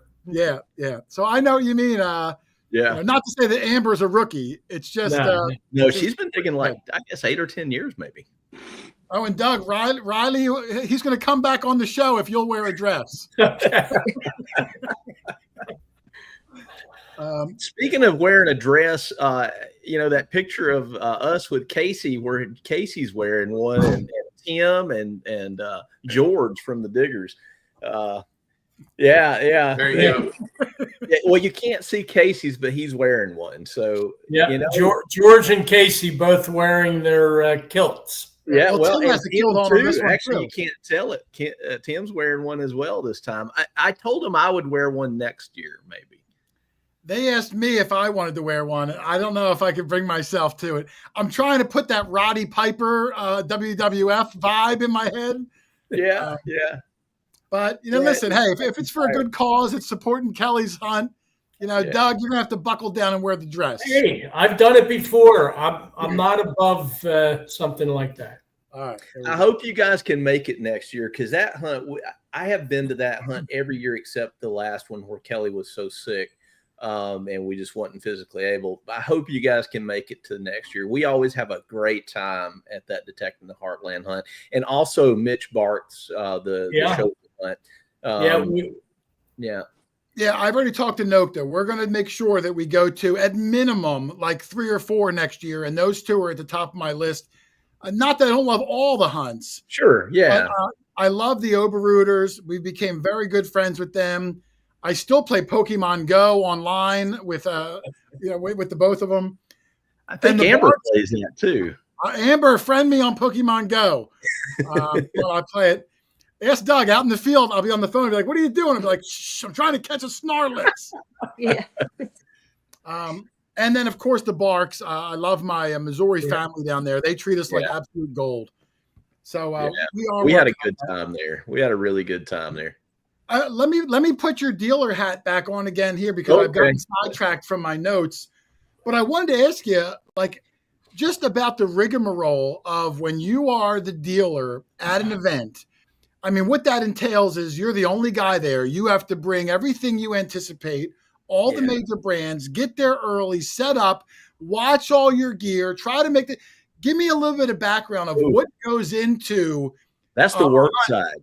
Yeah, the dark side of what, ultimately ends up being good, but I'm sure is incredibly stressful. Yeah. So everybody thinks that they see us going to these hunts. They're like, oh, you're getting to travel around and you're selling detectors and you're going detecting and it's great and it's fun and you don't have to really work. And that's not the case. That is the furthest from the case. There is a lot of money, a lot of time, and a lot of effort goes into that. The breakdown, Teresa and Amber were at the show me, and Raymond Jones also. Raymond Jones, yeah. Yeah. If it had not been for them, I would have been taking those tables down, setting the displays up all by myself. And there's no way to watch all that stuff without those extra people. At one hunt, I won't say which one. I mean, we literally had $700 worth of stuff stolen off the table. That comes out of there. I remember. Yeah. Oh yeah. Yeah. You were there. So, there's a lot that goes into it that people don't see. And the money side, you're talking, you might have $800, $1,000 just in shipping costs to get the stuff to you. And if you don't sell it, then you're stuck with $20,000 or $30,000 or $50,000 worth of detectors that you sit on for a long time. And so that's the side of everybody thinks I want to be a dealer. I want to make a lot of money. Well, what they don't realize is the margins are pretty thin on those detectors, and it's a hustle. You got to hustle to do it, to make money at it. I mean, yeah, it's a tough gig. I mean, there was a few hunts, like I said, I talked to Heath a lot. There was a few events that he's gone to, and I won't say which ones, but he would come home and I'd call him and say, "Hey, how'd you make out?" And he'd be like, "Man, I sold, one pinpointer." Yeah. And look, listen, that's part of doing business, but you got to keep in mind, he's driving hundreds of miles, getting 10 miles to the gallon with his truck and pulling his trailer, spending 2-3 days watching the stuff doesn't get stolen. It is a really dedicated, tough gig to get into. So I always give them a lot of credit, these vendors that show up and work their tails off. That's why I was so happy when I heard you got into the Show Me hunt, because they get a really good crowd there. Heath had a good hunt. Everyone gets a really good, I can't say deal, but the best price available, Heath is going to get it for you. Right. And you get a connection to someone who is so deeply entrenched. And if Heath doesn't know a question or a setting, you know somebody that does. He knows who he sends me all the Nokta questions. I give Heath all my XP questions. He's got a Garrett guy on the team. He's got a Fisher. Your questions are going to get answered by as close to an expert in that machine as you're going to get. So I can't say enough to go to a dealer and not, like he said, a big box store where you're going to pay the same price and get nothing for it. Nothing. Right. Yeah, and that's the thing I wanted to do. You know, I can't know everything. I know a lot about different detectors because I've used almost, not all of them, but almost all of them at some point. Obviously, I try to focus on one or two brands that I know a lot about, models I know a lot about, higher end. But I tried to bring on somebody that knows a good bit about every single brand. That way, you know, if you've got a really advanced question, maybe that I don't know, at least I can lean on somebody and say, hey, Jason, what about this triple score? What do I need to tell them? You know, what do they need to do different here? And so that's really helped out. And the customers have really responded well to it too. Yeah, no, I agree. I've never had a complaint. You know, it really is the best one. Anybody out there that watches, if you want to, you know, get into the fun of what detecting can be, and you don't have to go as often as we all do, but even if you go out a couple times a year, it's a really rewarding hobby. You can find one interesting thing and go down a never-ending rabbit hole of what it is, what it was, who used it. And it's great for kids too, because there's no better way to teach kids about history than having them go find it themselves. Mm-hmm. Doug's trying to work on something now where we're going to be doing more school assemblies, because kids are like sponges. And if you can teach them something without them realizing they're learning something, man, that's the magic. My friend Jason Keener's son's a prime example of that. When he was in high school, he's graduated now, but when he was in high school, he was failing history. He got him into metal detecting, and then he started, you know, he was finding like stuff that he wanted to know more about. He went to being a straight A student in history. Now, you know, but it picked all of his grades up. And of course, then he used it, you know, hey, if you don't make, you know, passing grades, you're not going detecting too. But it really, you know, resonated with him. You know, I hated history in high school, but I didn't metal detect a lot in high school. I metal detected some, but not a lot. So, you know, that really sparked an interest. And I think it can with kids. No, I agree. And I was the same way. In school, I didn't hate history, but I just didn't pay attention. And it wasn't until I started doing this that now I'm like neck deep in it. Yeah, I didn't hate it either. I hated the learning the dates. And now it's like I want to know the dates because I need to know when this happened and when these soldiers were here and the research behind it. And I don't know how deep in the weeds you want to get on the research side, but. No, it's cool. I got a few more photos and then we will. I do want to give another shout out real quick.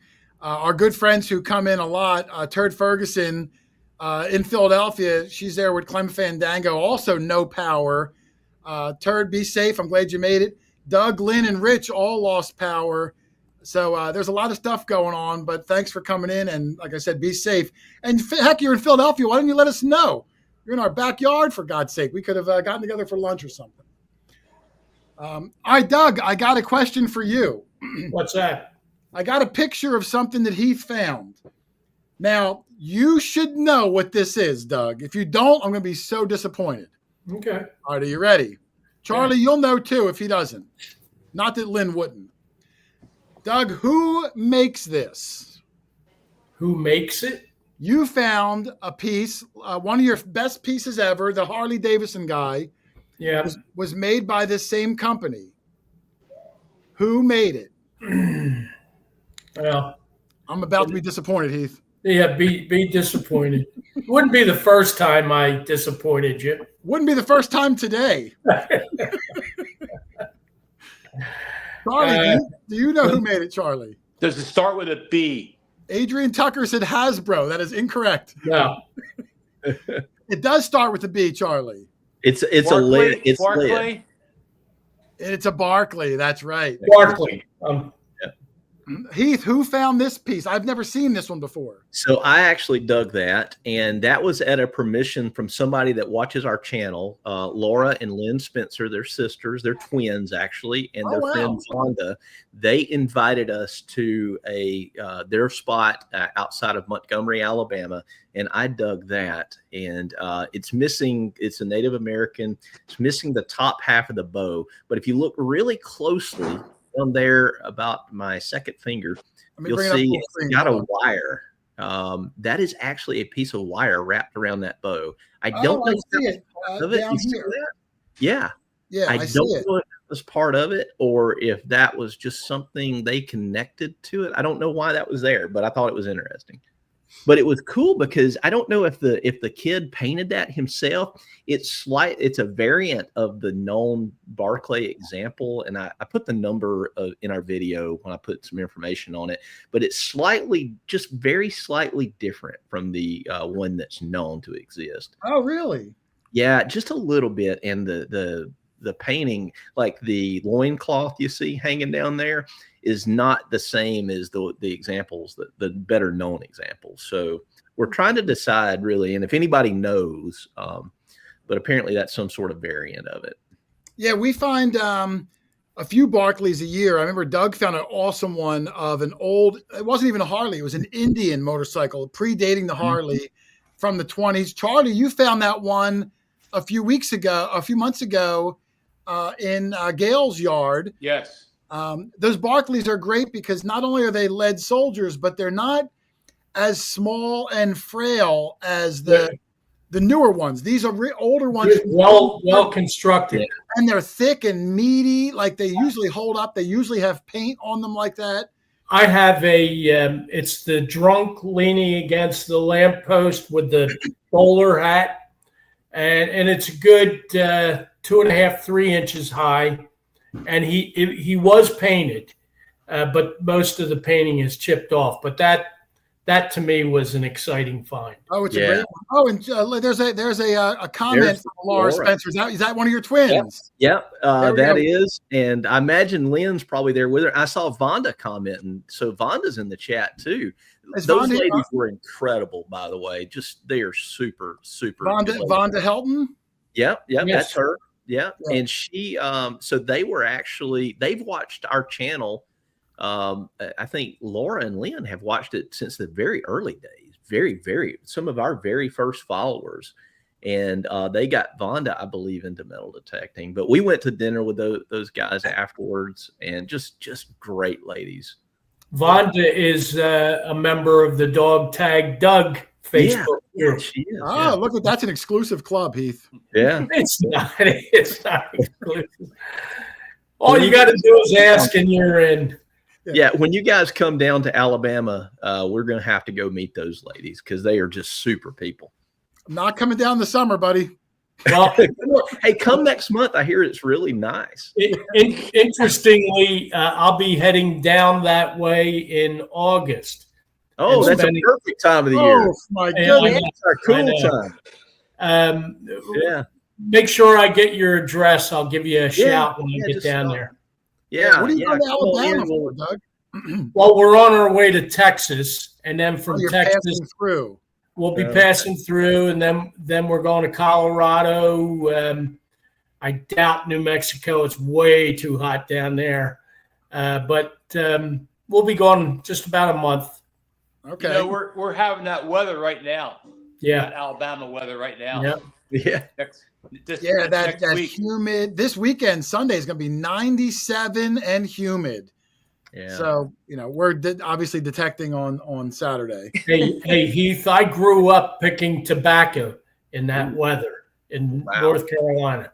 Wow. So yeah, I'm very used to it. Well, yeah, except that getting used to it. When you get this age, it's not that easy to deal with. No, that was a while ago. Yeah. So interesting side note, and I forgot to mention on that house where we found that toy, we were actually looking for a Civil War general type related stuff. the story behind that house, and I can't say what general it is because he could probably give it away.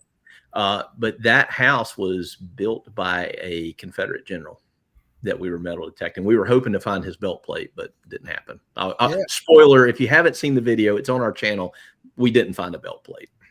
Well, still watch it anyway because we had some really cool finds. There's some other cool finds. Talking about that, look what rolled up in my next photo. Doug, I mean, listen, if you want to find Civil War stuff, to find Confederate Civil War stuff is like the crescendo for metal detecting. What is this piece, Heath, and where did you guys get this? That is a CSA Atlanta Arsenal style belt plate. I wish I had sent you the hooks on the back, but it's got all 3 hooks on the back. You literally could hook it on a belt and wear it right now. Does it have puppy paws? The puppy paw hooks? No, it's got the regular hooks. I wish I had a picture of it. So that was Scott Duncan's find. Lucky Scott. He's kind of like Amber, except the beginner's luck. That was like the 3rd time I'd ever taken him metal detecting, relic hunting. He had found his first silver coin just before that find. Scott started out as a customer of mine, selling him metal detectors years ago, and we become really good friends and started metal detecting together. And I took him to find his first Civil War bullet, and then he ended up finding that. I've never found one, by the way. So, wow. Was Michelle here? Yeah, we get very few Civil War items up here once in a while, but it's so special for us because we never see it. So, I mean, if I found anything with CSA on it, Lynn, have you gotten anything Civil War yet, other than maybe like something of the period? No, not that I can think of. All I remember is Rich's snake buckle. Yeah, those are nice. Those are nice too. That's one of the pieces I texted Riley from the field because that was like unheard of, for us. So, and Riley, if he's still in here, could tell me more. I think they used it pre-Civil War, those snake buckles. I think, don't quote me on that, but they also, and the Confederates used it a lot. I think the Leech and Rigdon snake buckles. Again, Riley would tell you more about that. Right. They're known, I guess, to be Confederate, but weren't they made in England? Yeah, they were. Matter of fact, Graham Rushton found something, I think that was a Leech and Rigdon sword hanger or something over there not long ago. I don't know if you guys know Graham. He'd be a great guest for your show too, by the way. He does some England hunts. Oh, what's his name? I don't think I know him. Graham Rushton. He does Unearthed UK or UK Unearthed UK, I think. He's got a TV show over there on the BBC. Also, great guy. Oh, I just landed a guest today. I didn't even tell the gang yet who used to have a TV show. I'll tell them off the air. I don't like to spoil upcoming guests. Yeah, no spoilers. I spent the day trying to track down some new people. I got another good one here, Dougie. Look at this one. Can you see that? Oh, yeah. That's a nice one. Tell me you got this one, Heath. Everything's been found. No, I didn't. Heath. So let me tell you the story behind this one. So my friend Steve Phillips, who is a legendary relic hunter, he's found over 600 artillery shells, disarmed over 2,000. He quit counting it, disarming over 2,000. Wow. The guy is just an absolute legend.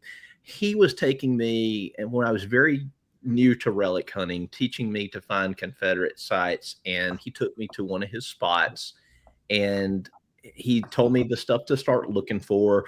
And he was about, I don't know, maybe 100 yards away, and I called for him because he wasn't finding anything. And I started digging, pieces of broken pots and pans and like suspender clips, and just because the Confederates just used whatever they had, even from home. And so I was finding stuff like that, but it wasn't a home site. And so I called him. I said, Steve, I think I'm on something. He came over there, walked maybe 10 feet in front of me in the direction I was walking, got a target, bent down, dug it up. And he says, hey, you might want to come over here and see this. And that's what it was. Wow.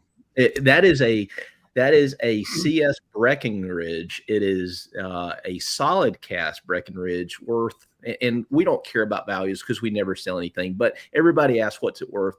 And this was back maybe 10 years ago. It was worth about $10,000 back then. Wow. It's a very rare one. The guy that actually wrote a lot of the books on Confederate belt plates actually identified that, because Steve didn't even know. He knew it was a CS, but he didn't know what style it was. And he actually is the one, Steve Mullinax, before he passed away, he's the one that identified him. He offered Steve $6,000 sight unseen for it. Really? It's missing a hook on the back, but how well did it clean up? It looks like it would have cleaned up incredibly well. So he didn't clean it any more than that. Steve likes to leave really? some of the patina and the dirt on it because and so he's got that plate, and every time I go to his house, he shows me that and reminds me of that day. Wow. But I was happy for him. It was a great find, and Steve's, he really, he did.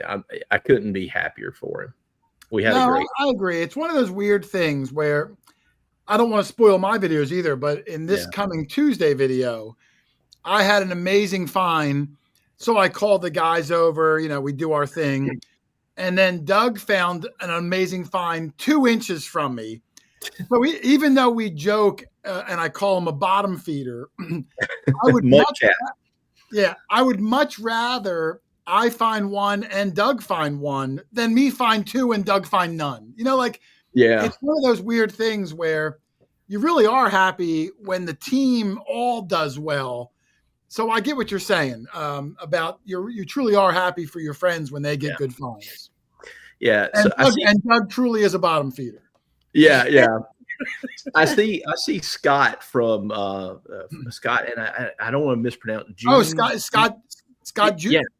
How do you pronounce his last name? John. He comments on our videos all the time. Yeah, good guy. And so he said he likes our videos with Steve, and I actually have a lot of videos where Steve's just talking about relics. Steve found, and he would make a great guest for you guys too. He found one of the most rare Confederate relics. There's only 3 known to, or maybe there's 4 now, known to exist in the world. It's called a coal torpedo. It was something that they used, the Confederate spies used, and they would toss it. It was a piece of iron, and it was basically a small cannonball, and it had a fuse in it, and they would roll it in tar and roll it in coal and toss it into the coal bins of steamships. They think that's what's sunk several ships. And he found that, I won't say where or how, but he found it. And it's only one of like 3 or 4 known to exist. One of the ones known to exist was found on Jefferson Davis's desk, the president of the Confederacy. Wow, yeah. That's how rare it is. Probably, and again, it's priceless. But I've seen estimates probably over $1 million on that. You're talking big rare, big time rare. Big rare, yeah. Wow, I would say at least, high 6 figures would be my guess. And again, we don't sell anything, and he doesn't either. But I don't sell anything either. But people like to know the value because it gives you an rarity, and so that's the only reason we include it in our videos. Yeah, I agree with you there. We don't sell anything either. Well, I've never sold anything either. But sometimes it's nice to know what it would be worth, because then the people that don't detect or appreciate it for what it is, they start to appreciate it when they hear a dollar amount assigned to it. Right. So a lot of these pictures were things that you were there when they were found. I've got video. Yeah, I've got video. So what's Heath's all-time most valuable, not that you're going to sell it, but most valuable or rarest thing outside of the cap for your rifle? And what would that thing even be worth? So believe it or not, that's not the most valuable. They said they estimated that maybe $200, maybe. But Steve Phillips told me that was more rare. Or, I'm not sorry, not Steve. Butch Holcomb told me that was more rare than a Confederate belt plate. That those cap. And those muskets go for $25,000 undug at relic shows. Obviously the whole musket, non-dug. So I guess probably, I mean, if you wanted to talk just sheer value, we were offered $50,000 for some. Wow. Obviously, we agreed not to sell it, so we haven't. That was for the collection of the Skinner artifacts. But again, never sell it. I would say probably the most valuable would probably be that Sawyer, that really rare artillery piece. Or it's actually a bolt. It's not. It doesn't go boom. Can I say that? Yeah, it doesn't go boom. At YouTube, you have to be very careful. So it's a solid iron bolt, but it's got that lead sabot around it. I was offered $3,000 for it, but again, I'll never sell it because I'll probably never find another one. You know. No, I agree. It's some things. I don't know if you have to be a relic hunter to understand, but I've got some things too that would be significant money, but I just can't bring myself to sell it for whatever reason. So I get it. You form a bond with these things. I got a few other ones here. Hold on. Here's one, Doug. Doug, I think we've found this before. I know I found one. I don't remember if you have or not. Do you know what this is, Doug, Charlie, or Lynn? There you go. Charlie, you found one at the Cobb Field. Yes, I did. That's older than Civil War by a lot. Mm-hmm. Yeah. Just 1600s, right? Yeah. Doug, do you know what it is? Well, it is a buckle of some sort. A knee buckle, probably. No. Charlie, do you know what it is? Does it start with an S? Yes, it does. Lynn, I'll let Lynn answer if she knows since you got the last one. Lynn, what do you think it is? Yeah. I feel like I just saw another one on somebody's channel, and I can't think who it was. Whether it was Steph. I shared the picture the other day. Steph found one when we were hunting together up in New England a few months ago. She was very excited too when she found it. Yeah. It's not a spectacle buckle, right? It is a spectacle buckle. Yeah. I saw Sage Hawk in the chat got it. Yeah, I saw Sage got it almost the same time Lynn got it. Yeah. Now, Heath, now you're in Alabama, my friend. Yeah. How did you get a 1600 spectacle buckle way down there? Yeah, so we were actually hunting with Bo Aquachigger. That was actually Kelly's last hunt that she went on before she got so sick. Her last big hunt. So that one was really special. We were detecting a early, site outside of Charleston, South Carolina, and the site actually that area was known to have a lot of pirate activity, and we think it could have been possibly part of a camp because there were a lot of foreign coins, older, 1600s, 1700s coins found there.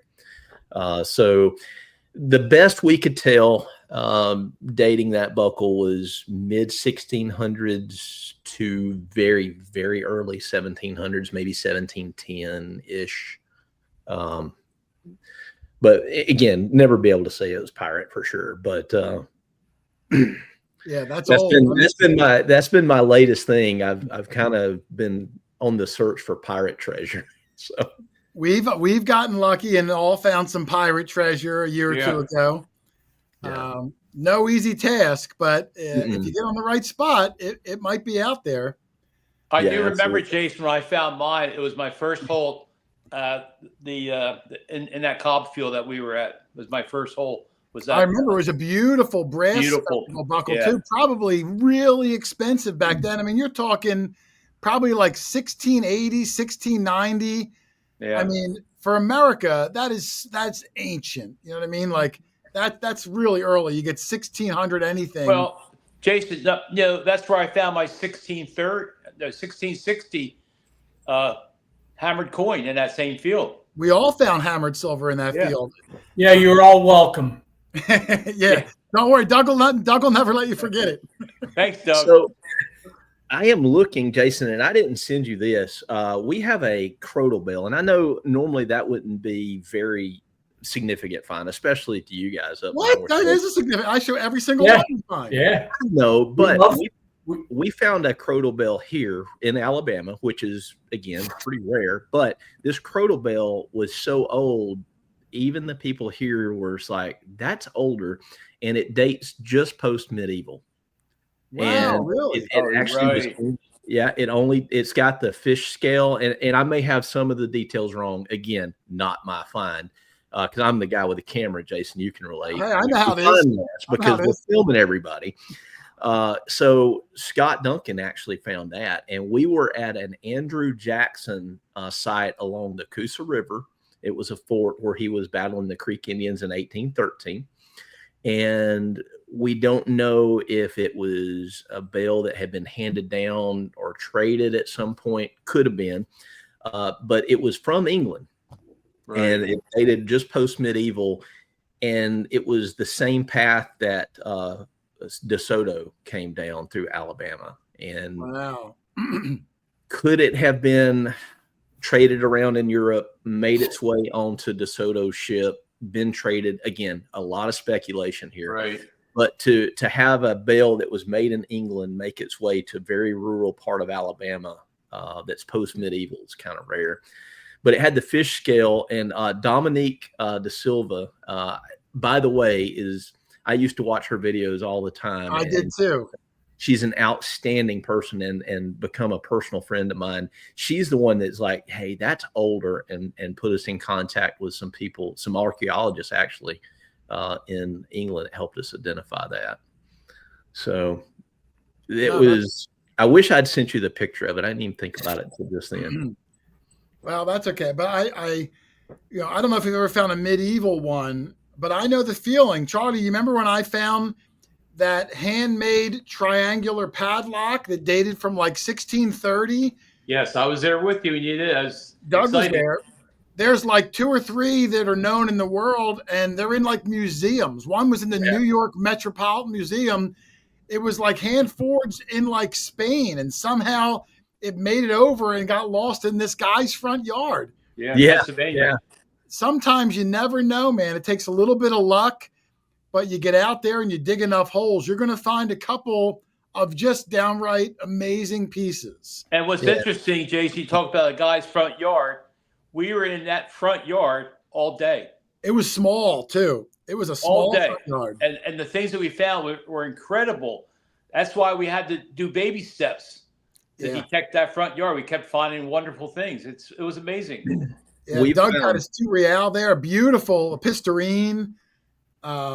So many things from that yard. You never know. We have actually found a lot of stuff in yards, and a lot of people they think that you've got to be in the woods or on a battlefield, which technically they are. A lot of people think that those battlefields are only where the park is. Well, that's not the case. Those parks usually only encompass 5-10% of the entire battle, maybe. And so a lot of the times people ask me about finding Civil War sites.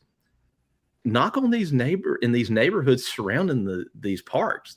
They're private property. It's perfectly legal. Right. If they say yes and give you permission, you can detect, and you're technically on the battlefield. And that's where a lot of relics come from there. Yeah, right. I agree. I mean, all those soldiers had to march in, they had to march out, they had to camp, they had to sleep, they had to eat, they had to pee. I mean, the battlefield is just a small percentage of it.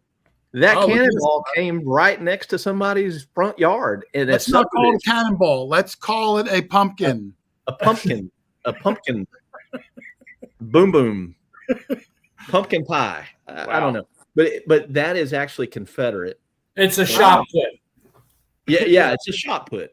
But this Confederate shot put has a brass, they call that a fuse adapter. And right down in there, it's filled with mud because I buried it to do testing, to do depth tests with. But anyway, so it would have had a paper time fuse that went down in there to make pumpkin pies at the appropriate time. It's got a hole here on this section, but that's where Steve Phillips took all the cannon or the pumpkin. Yeah, that's one of those things where like once a year I read an article or something, American Digger, or maybe even on the news, somebody with a detector finds something like that, and in their attempt to defuse it, it's happened. Don't go drilling one. If you find one, don't. No.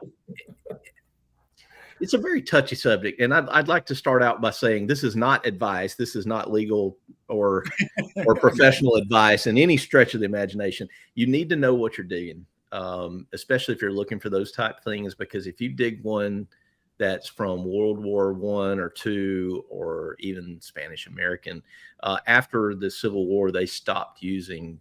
They started using HE. I don't even know if I can say that term.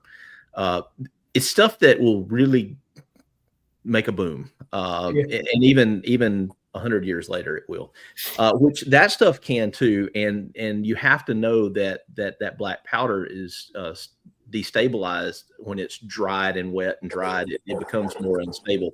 But most of the stuff that we find in the ground is saturated with groundwater. As long as you don't put it over your fireplace and do stupid things, you're okay. But you need to know what you're digging, because if you make a mistake and it's not Civil War and it's something else, they could be your last mistake. So yeah, no, I agree. You got to be careful. If I found one, I don't know if I would. I certainly wouldn't get a drill. I'd probably no, I wouldn't recommend that. I'd probably ask someone that has some experience rather than. I wouldn't touch it. Yeah, just take pictures. It's hard to say because I don't want to give legal advice. I don't, or advice period on that, because I don't want you to make a mistake and think it's Civil War or think it's safe, and it may not be. You need to know, and you need to. If you don't know, you need to ask somebody. So I'm not going to say that people are wrong when they call the bomb squad. Damn, I said that word. The squad. The squad. I'm sorry, Jason. If I think as long as you don't hold up that one item we talked about, I think we're okay. Yeah. So I don't think you're wrong in doing that. Just know they are going to take it, even if they have any questions. Because I was in law enforcement. I wanted to be an EOD tech, and there was a reason why I wanted to be an EOD tech, because I like to see things go boom, and they do too. Yeah. So they are going. I have literally seen those guys make things go boom that were solid iron that would no way. I mean, the worst thing that could happen to you is you drop it on your toe. So with that said, know that I've got a friend of mine. He's actually in EOD here, state police. I actually used to work narcotics with him, and he called me. He says, "Hey, give me a call when you find some of this stuff." I said, "No." I said, "Because I know what you're going to do with it." And he laughed. Confiscated. Yeah. And so we found some flares. We were magnet fishing in Old Well, and it was a Civil War era well. And that we have found Civil War buttons and stuff around. But it was also for a long time part of a military training camp starting in about World War I. And so at some point, a soldier toss an expended 81 millimeter flare down there, and I thought and we magnet fished 2 of them up, and I thought they were safe because the end was open, and I was like, I think they're okay. But everybody's always giving us heck for not calling EOD, so I'm like, and my buddy had been giving me heck about calling him, so I was like, we'll call them. And I told him, I said, I think they're okay, but come out anyway. He x-rayed them. He said that sometimes they can have unspent pumpkin pie in the head. And so he took it out of an abundance of caution after x-raying it. But I think if you don't know what you're finding, I guess that's a long way of saying you probably should call somebody. I'll tell you on a much lower scale, and you can ask Charlie and Rich, once in a while we'll find an old unfired like rifle bullet, a 30-30 or a 45 unfired that someone dropped. And I even get nervous. I'll ask Charlie, like, can I carry this in my bag? Like, what if something whacks up against it in my bag? Like, would that go off? Would it just trickle out? Or would it, like, even that makes me nervous. In the past, I've reburied unfired bullets because I just don't know. So I've got one from the Civil War. If it's okay, is it okay to show it or no? I wouldn't. We won't show it. I'll post a picture on History Seekers on our Facebook. I think it's fine.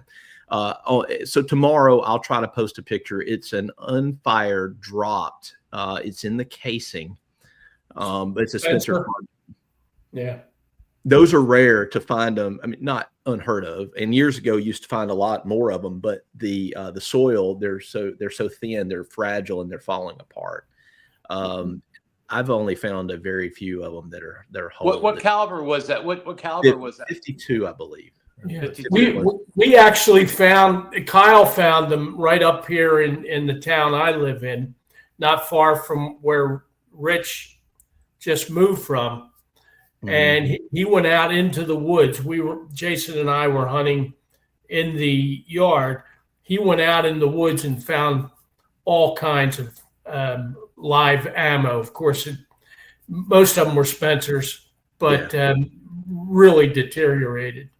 Well, you know, and because of the stuff inside of them was very corrosive, especially back then. Right. It just eats you know, you've got the elements eating the outside, and then the internal stuff eating it from the inside. Yeah. Yeah, and so most of the ones that we find are just, you know, the lead with the copper casing around it. You know, right. And I've found several of those, but it's rare that you find them now. And even in the time frame I've been relic hunting, which really hasn't been that long, maybe 10 years or so, I've only found just a very small amount that were intact. But even the buttons, and that's something that, you know, we get a lot of flack from the archaeologist, and I'm sure you guys do too.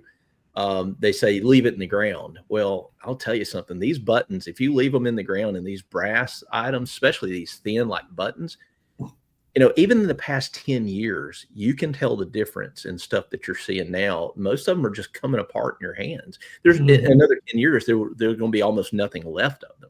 So if you leave them in the ground, ones, Heath, the pewter ones are really disintegrating. Yeah, if you leave them in the ground, there's not going to be anything to find, or there's not going to be a story to tell. Now, you know, and so these really rare things that there's very few examples of is going to be gone. That's like the zinc and pennies right now. Yeah. They're only in the ground for 1 year, and half of it's gone. Oh, yeah. That's weird. I mean, that must be, they're the cheapest things ever made out of metal. That's an embarrassment to our monetary system. It is. Yeah.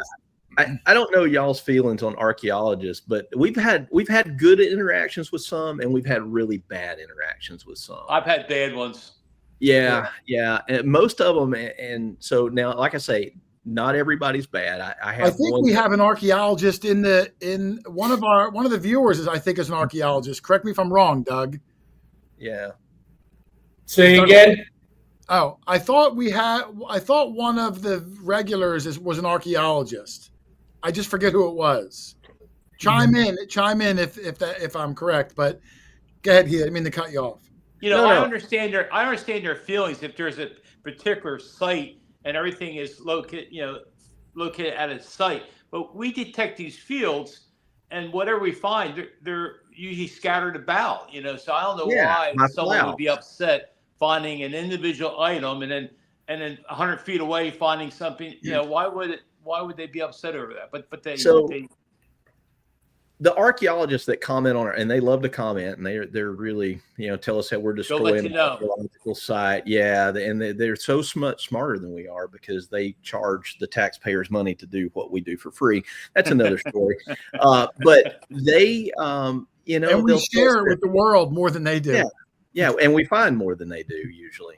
But they actually get on there and say, well, you're not keeping the context. Well, most of these sites are plowed or have been farm fields at one time. Right. And we will literally find, you know, when they're talking about context, they're talking about layers, like, you know, this lower layer should be the older stuff. But we'll find mercury dimes at 10 inches, you know, with a pulse induction machine. But the Civil War mini ball may be at 3 inches, because it's been plowed and it's been turned over for, you know, 160 years. There's no context to be found. And some of the ones that there are a very, very small minority of them that realize that. Michael Seibert, he used to be an archaeologist with the National Park Service. He may still be there. We did a project with him at Andersonville Prison. and we were like, hey, do you want us to measure how deep each one of these targets are that we're pulling up? And he's like, no. He said, because it's been cultivated, and we're talking at Andersonville prison. And so, he recognized that there is no context because it was cultivated. And if more of them would realize that and realize that we're not destroying these sites, that we're actually, helping preserve stuff, and we're doing things that they, are charging the government absorbent amounts of money. And I think it comes down to money with them a lot of the times. Again, I don't want to lump them all into one, and I don't want to get on a soapbox here, but we had a project done in Alabama where they charged the taxpayers $50,000. Well, they found 5 mini balls. Yeah. $50,000 for taxpayer money. And we'll find 50 sometimes in a weekend or a day for free. So that's my only, and I won't rant about it, but they also, we located 46 soldiers in a mass grave that we located with our GPR. We didn't dig them up. I'd like to stipulate that. But they knew about it. And one of our viewers had asked us for help finding the site. And they had been begging the archaeologist for years to do it. And they wouldn't come out and do it with their GPR. So we went out and did it for free for them. Yeah, they, it's partially money. They have to get a big, expensive grant for them to, spend their time to go out and do it. And I think it's also a little bit of a power thing where, we're hobbyists in their mind and they are the professionals, but we're getting it done. I would love to work in unison with them. I'd be happy with that. Jason, I have a friend, stopped talking to me because I'm in the metal detecting. Yep. I feel bad about it, but he's upset with me for being a metal detectorist. I agree. Some of them actually recognize our benefit and work with us. Michael Seibert was one of them.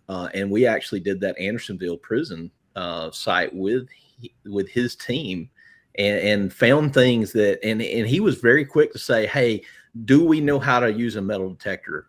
The basics of it, but they don't do it all the time. So we're more proficient at it. They recognize that getting detectorists to come in and help them find stuff. And we don't want, we turned everything over to them. They get everything. Right. But we help them do their job. And I think if we could work together more, it would be great. The problem is I agree. I agree with you. It'd be nice if we could work together. Yeah. To accomplish the same thing. Can't we all just get along? Yeah. But you're right. I mean, I can even remember with Teresa, who was, pounding away with all of the links. We were hunting a house with Teresa when she came out a couple of years ago, Charlie, and she dug up, if you remember, a Coke can, a smushed Coke can at like 4 or 5 inches. When she got that out of the way, about 4 inches deeper, I'm sorry, I have it reversed. She dug a Real about 4 inches deep, and then under it was a smushed Coke can. Right. But it just goes to show you, this was a yard. Obviously, this ground was maneuvered, turned over. Any provenance has long been, already tampered with. The context is gone now. Yeah, but it was already gone. I mean, you can't make it's I not know. like the dinosaur layer where you're digging down half a mile and no one's touched it. Right. You know what, Jason? That's interesting. That place that we found on a hilltop, you call it stagecoach stop. It was interesting that we found that. No one even knew it even existed, but we found it because of our detecting. Yeah, and I like to think we're sharing it with the world. I have no remorse or anything, to the archaeological world. And listen, I don't really get a lot of slack. I mean, it's very rare, right? We don't. That I get slack from archaeologists or anything. Oh, we do. Maybe you got, I don't know, maybe because we do a lot of houses and private properties where you're doing more, battlefields or close proximity to. We don't really do a lot of them. So maybe I don't catch their attention as much as you do. Yeah. Well, there's grants to be had from our stuff that we're finding, I guess. Yeah. No, I agree. Let me get a few more pictures in because I know it's getting late. We've been on almost 2 hours. I got two more photos that you sent me. And this one, I'm not even sure what it is, Heath, because it's bent. You're going to have to clue me in here. Yeah, so that is from Andersonville. Oh, really? That is a button. That is a North Carolina button that's bent over in half from a uniform off a guard at the infamous Andersonville prison. We did not get to keep that. Oh, by the way, Scott Duncan found that. A shocking surprise. Yeah, I got to bring him on my team, Heath. I know, right? You can't have him. So, oh man, at least we may have to work out a trade. I'll take a dog tag, Doug, and we'll figure something out. But all right, that's fair. I'll make that trade. Yeah. So, but that actually came from Andersonville prison. That was found at the back readout of the prison, just outside of the palisade walls for the prison. So interesting. We did some research on that and turned the research over to the archaeologist. Actually, Butch Holcomb helped with the research. There were never any North Carolina guards at Andersonville prison. A lot of people don't know that. The governor of Georgia sent a letter to the governor of North Carolina requesting troops to be sent to help guard the prison there. He responded by sending uniforms. That uniform, we believe that button came directly off one of those uniforms. Because there were never any documents of North Carolina troops being there. Interesting, if you've ever watched the movie Andersonville, it was just absolutely inhumane conditions. It was somebody's Teresa was talking about it as a horrific place, and she's right. There was no fresh water. They were basically drinking out of the latrines, the Union soldiers. Oh my God. And a lightning storm came up and struck the ground, and a spring come up, and it flooded the area from the water jumping up from the spring, and it washed out the back palisade walls. That was where that button was found. We also found, and I didn't send you these pictures, iron canister balls that were actually in a perfect pattern from a cannon blast. We only found enough for about one. And they fired the cannon. The only time documented they fired the cannon was to alert the townspeople that the walls were down and the troops were trying to escape. So we believe that, and the archaeologists tend to agree with us, that was found, that was from that night. Now, the button, I don't know, maybe not, but the cannon blast definitely we think was. Is that, I'm not familiar with North Carolina buttons. We don't get them up here. Is the button in and of itself a rare button, or only the provenance that it was found at Andersonville? Yeah, the provenance.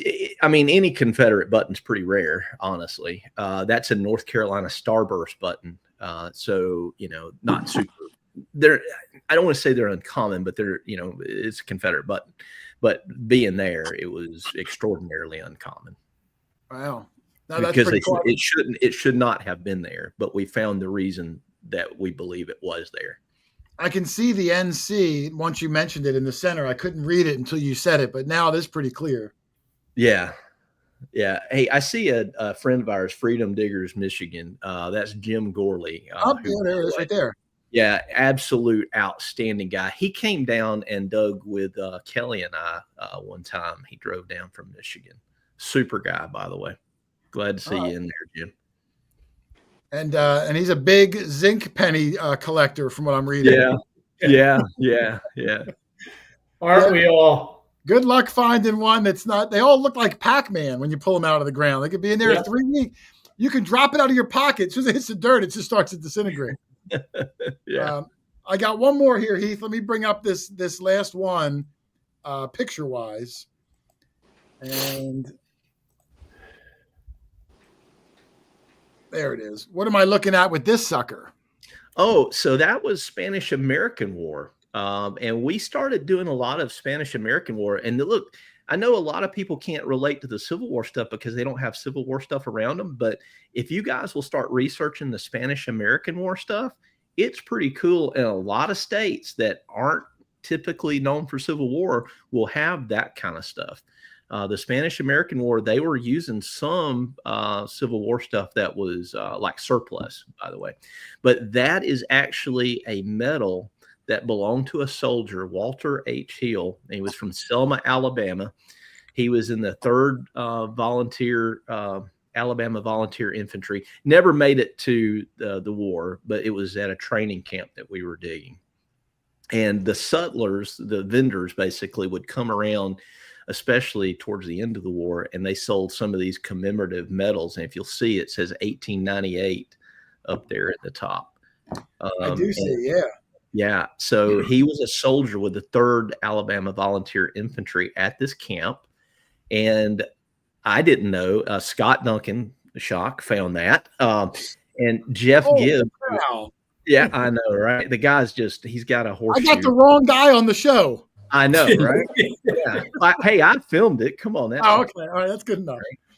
So Scott Duncan found that, and Jeff Gibbs actually found that there was a top piece of that was suspended down with like ribbon and chain. Ribbons. Yeah. And so the top part Jeff Gibbs found and actually gave to Scott, since Scott found kind of the majority of it. Bigger piece. We do the same. So it reunited it. Yeah. So it was found maybe 15 yards from where the original was found. I wonder if those sutlers, like, had that piece. Mm-hmm. It was already said, whatever it says at the top, Spanish something war for humanity's sake. And then if you bought it, they would etch your name in right there on the spot. They did. They stamped it in right there. And that's it. If you notice, the stuff that was probably pre-printed is a lot more Yeah. And so that was a super cool piece. And Scott was doing the research on this after he found that piece. And from doing, I hate to give our site away, but most people know it because this was the site those bottom feeders found us at. But he was doing the research on this site, and they were involved in some civil unrest. I don't want to get into, but they had basically riots because of it. And these troops, two American units were exchanging fire between each other, and it actually made world news. I don't want to get the video shut down telling why, but you can imagine this was a minority unit, and they were involved in the battle between the other troops. Wow. And it made world news, and that was the 3rd Alabama Volunteer Infantry was the unit that was involved in it. And we found newspaper articles. So actually, Scott did a really good article. If you are a subscriber to American Digger magazine, I don't remember. I'd have to go back and look what issue it was in, but that actually was on the front page of the magazine, and just an outstanding article that Scott wrote for it. Butch does sell back issues too, so shout out again, American Digger. You can get back issues now. Yeah, he absolutely does. Yeah. There's a few. I told Anita and Debbie a few times we were going to write an article, Doug, to put in the magazine. I just haven't gotten to it yet. There's so many cool stories you do over the years, and I really want to share it. It's just to carve out the time to properly document it is tough. Yeah. But they do it. If you don't want to do a full article, they have a Just Doug section where you can submit it. Now it has to be dug within the last 6 months. Caveat, because the Just Doug. So you can email a picture. You don't have to say, we found this at X address, but just say, we'll say Northeast Alabama, North Alabama. Give some context to it. And include what detector you found it with, and who knows, you may make the magazine too. Yeah, a lot. They are pretty good about it too. If anyone out there, you find something neat, if you go to American Digger, there is a submission for your Just Dig. If it's something interesting, there's a good chance you'll make the magazine. So we've mentioned it before. Go ahead and submit it. They'll be appreciative, and you can brag to all your friends you got. You made it into the magazine. So I see somebody asking about the POW camp from Cahaba. Yeah, so Cahaba was originally the capital of Alabama, and I do know that site well. You cannot detect that site. However, it was pretty horrific also, and so some of the soldiers from there made it to I can't remember the ship name, and I hate that I can't remember it, but it actually sunk, and a lot of soldiers coming home after the war from that prisoner of war camp lost their life. It was one of the largest maritime disasters in U.S. history, and they suspect that was sunk by a coal torpedo that we talked about earlier in the video. Yep. Yeah, and there was actually a documentary on History Channel, I believe, about it. But that rare item and they referred to all sabotage. I don't want to say the word sabotage devices as torpedoes back then, even though they wasn't like what we think of like a torpedo on a submarine. Yeah, yeah, they referred to all boom boom things as torpedoes back then. Wow. Yeah, what was there? Over 700 people killed in that explosion? Yeah, if I remember correctly. I don't know the exact numbers. It was a huge number. The Sultana. Yeah. Yes, yeah. Buddy Island. By the way, Buddy Island got it. Buddy Island did an article about that item that Steve Phillips found in one of our local magazines. Buddy, maybe you can put the name of that magazine up there that you did the article. Buddy is actually one of the guys you'll see on our channel too. He's a great friend of mine and just a good guy.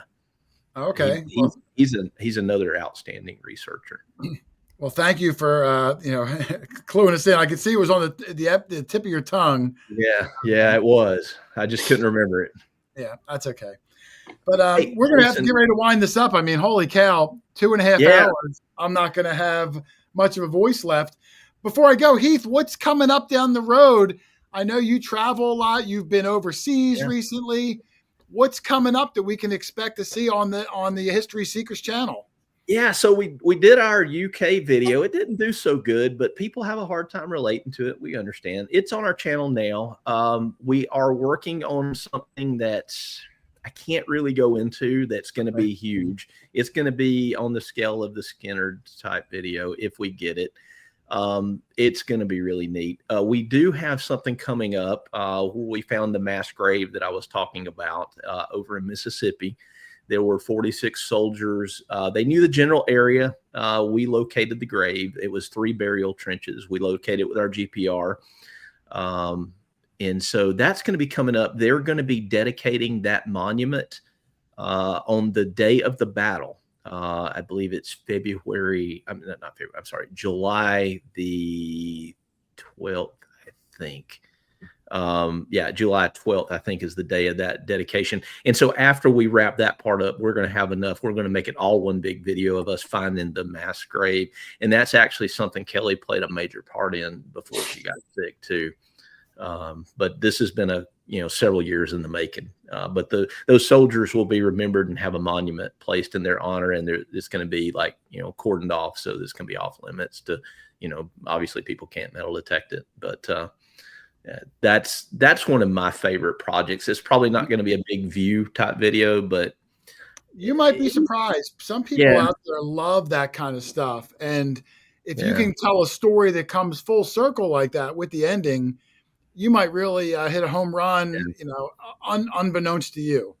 Yeah. So not everything on our channel, especially our YouTube, is metal detecting, but, we do a lot of metal detecting. But I just want to, if you're coming over just for metal detecting stuff, that's not always us, but we will have some of the history related behind this stuff too. Because I think it's important not just to show the relics, but also tell the history of why this site's important. And, that type of thing that I think's probably overlooked. And, hey, look at this, videos, that's what I want to get into. And that's why I like your videos. So, because you do include the history of the item and you put information about them up there. I think that's important. I like it. It gives it some extra, some extra oomph. It breathes life into these otherwise meaningless things if you don't have a story with it. And hey, your channel's called History Seekers for a reason. Yeah. So not metal detector seekers. Yeah. Not metal detectors seekers. That's right. Charlie, Doug, Lynn, any last questions for Heath before we cut him loose? Heath, do you ever get into the Native American stuff? Yeah. Actually, we do. I don't know as much about that as I would like to. I did it as a kid some. Interesting. And Jason was going to go with us, but their flight in Arkansas, they had to get back, he and Doug. Yeah. Remember that? You were going to go with us? I remember. We took our ground penetrating radar out to a known village site and ended up, and Relic Riley was with us and Butch Holcomb was here. And so we located some fire pits and started digging down and found some that were just post prehistoric. Really incredible things. And we were using the ground penetrating radar with that because we were digging and sifting. They hadn't plowed the field. Most of the time you want to plow the field, but yeah. And another collaborator he goes with too, Lynn, is Wild Kyle, who is kind of pretty good with that native stuff. We had Wild Kyle on. Yeah, Heath goes with him and Brandon, regularly enough. Yeah, absolutely.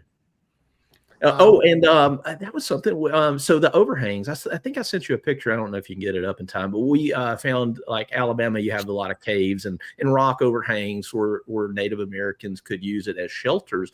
And we actually dug one of those out in one of our upcoming videos. The only thing what we found was a piece of a pot, but they think that pot may have dated back to the late 1600s. So it was either traded to the natives or was maybe a fur trapper or something like that came through the area and took shelter under that rock. I found that rock when I was a kid originally. This one? Yep, that's it. That's absolutely it. Who's good, Doug? I'm not just a pretty face.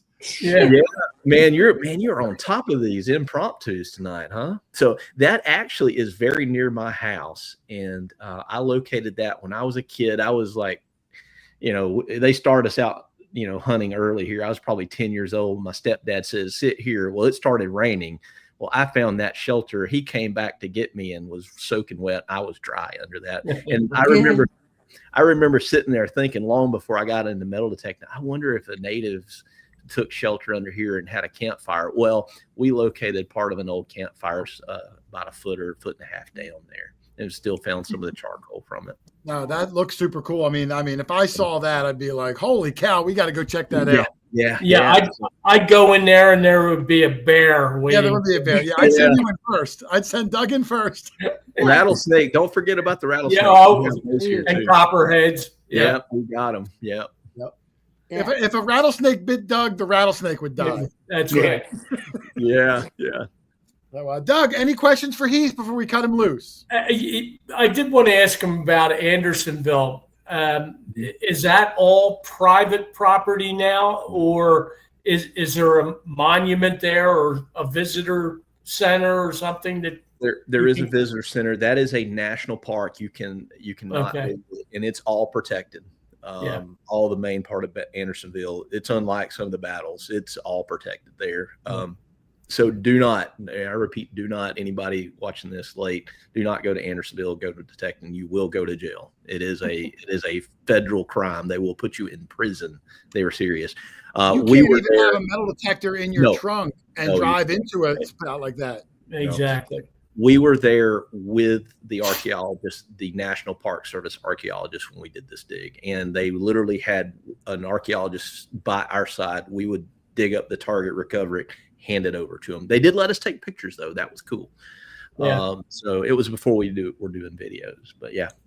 So you can go there and visit it. And the relics that we found, they said they're supposed to try to put them on display. He said realistically it could take many years before they ever seen there.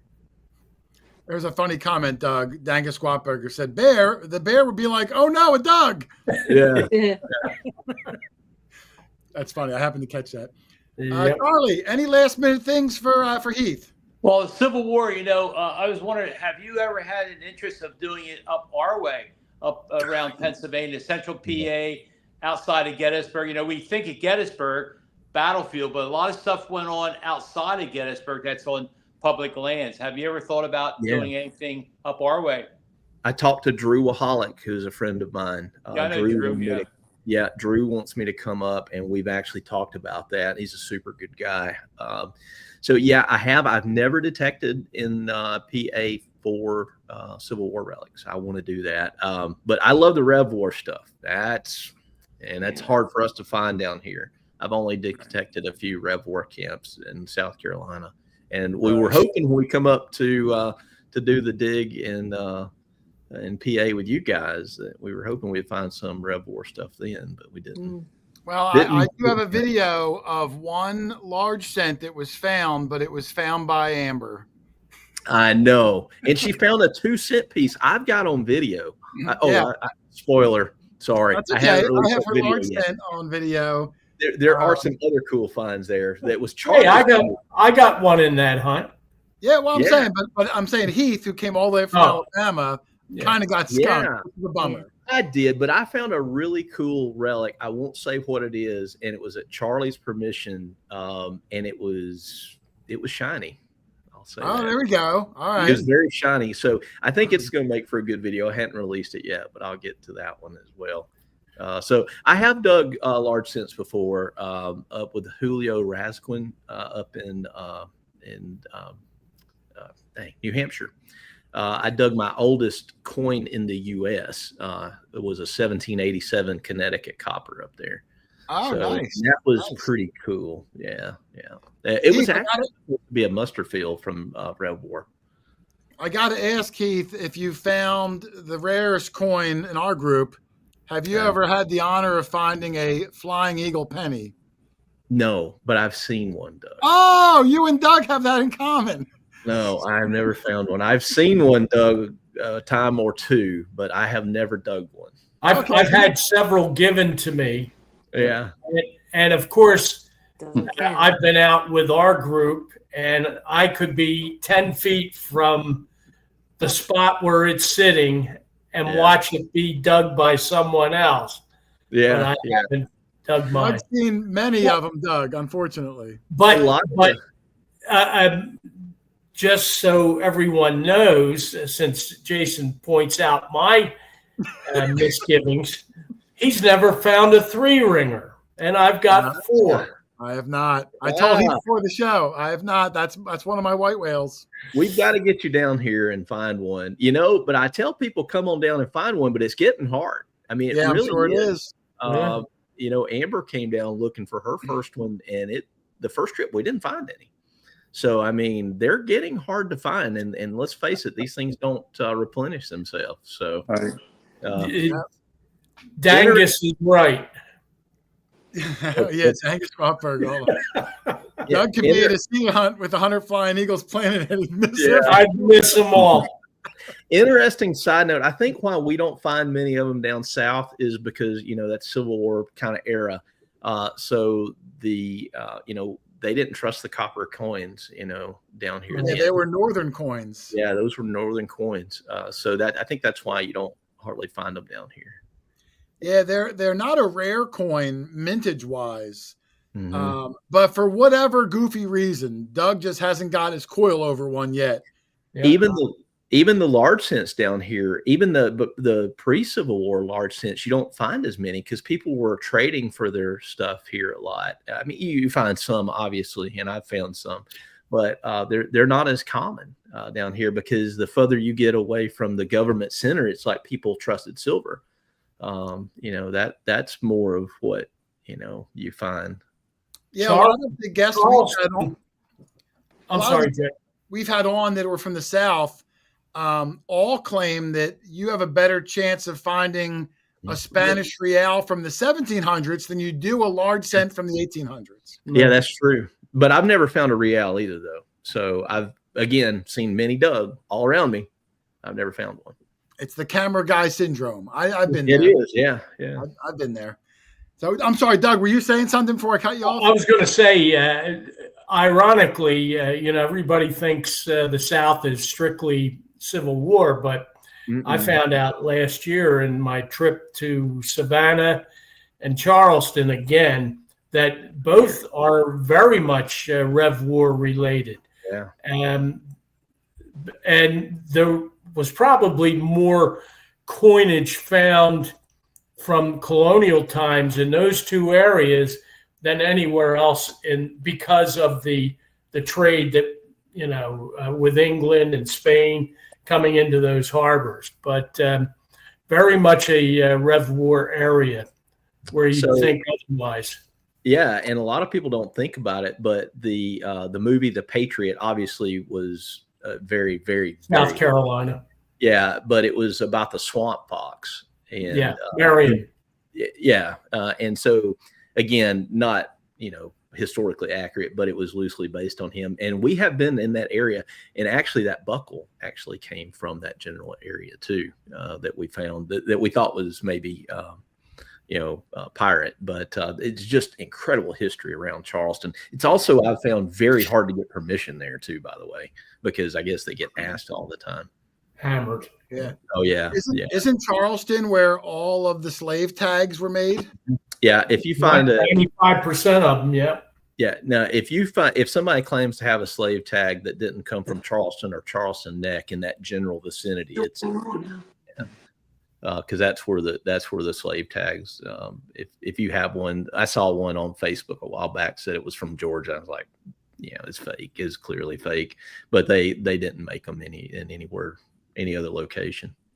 Yeah, I thought that was when I heard that recently, maybe a year or two ago. I was a really interesting tidbit of information that they all came from Charleston, which I thought was strange, but it's one of those weird little tidbits to put in your back pocket.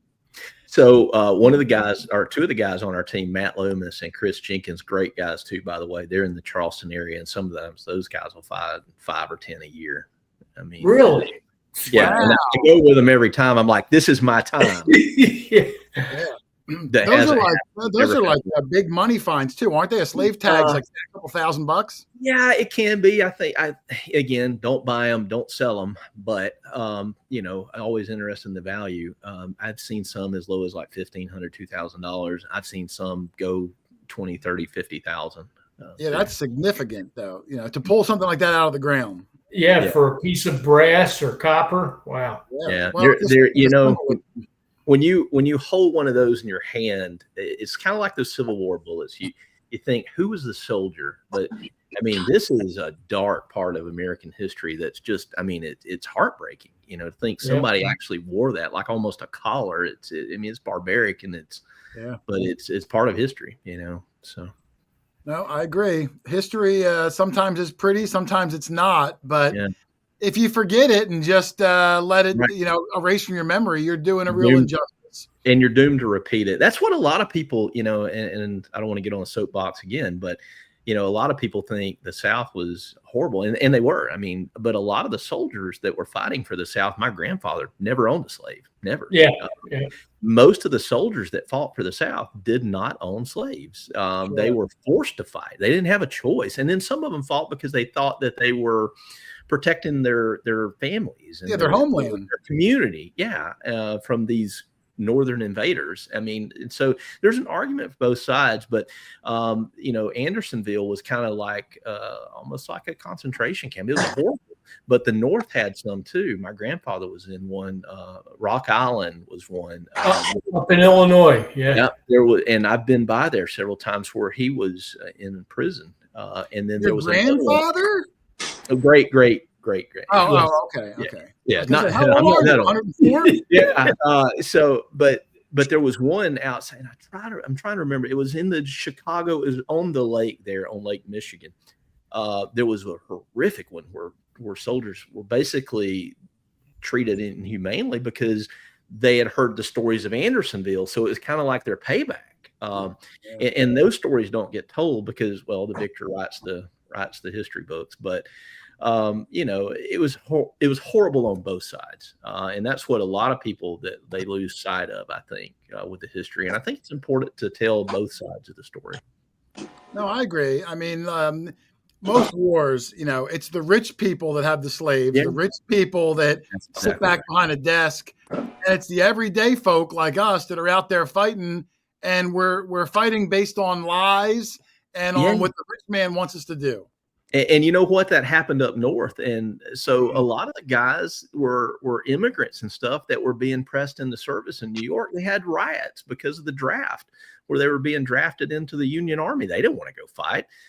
Kelly and I would playfully argue back and forth about, Union and her being a Yankee and all that. And it was, all in fun.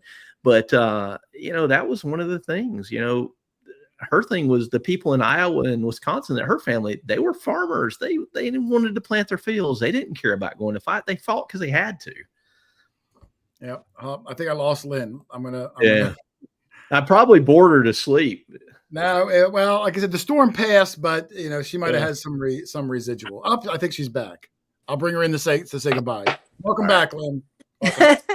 I don't know what happened. That's okay. We're wrapping up anyway. Long show. We went into extra innings.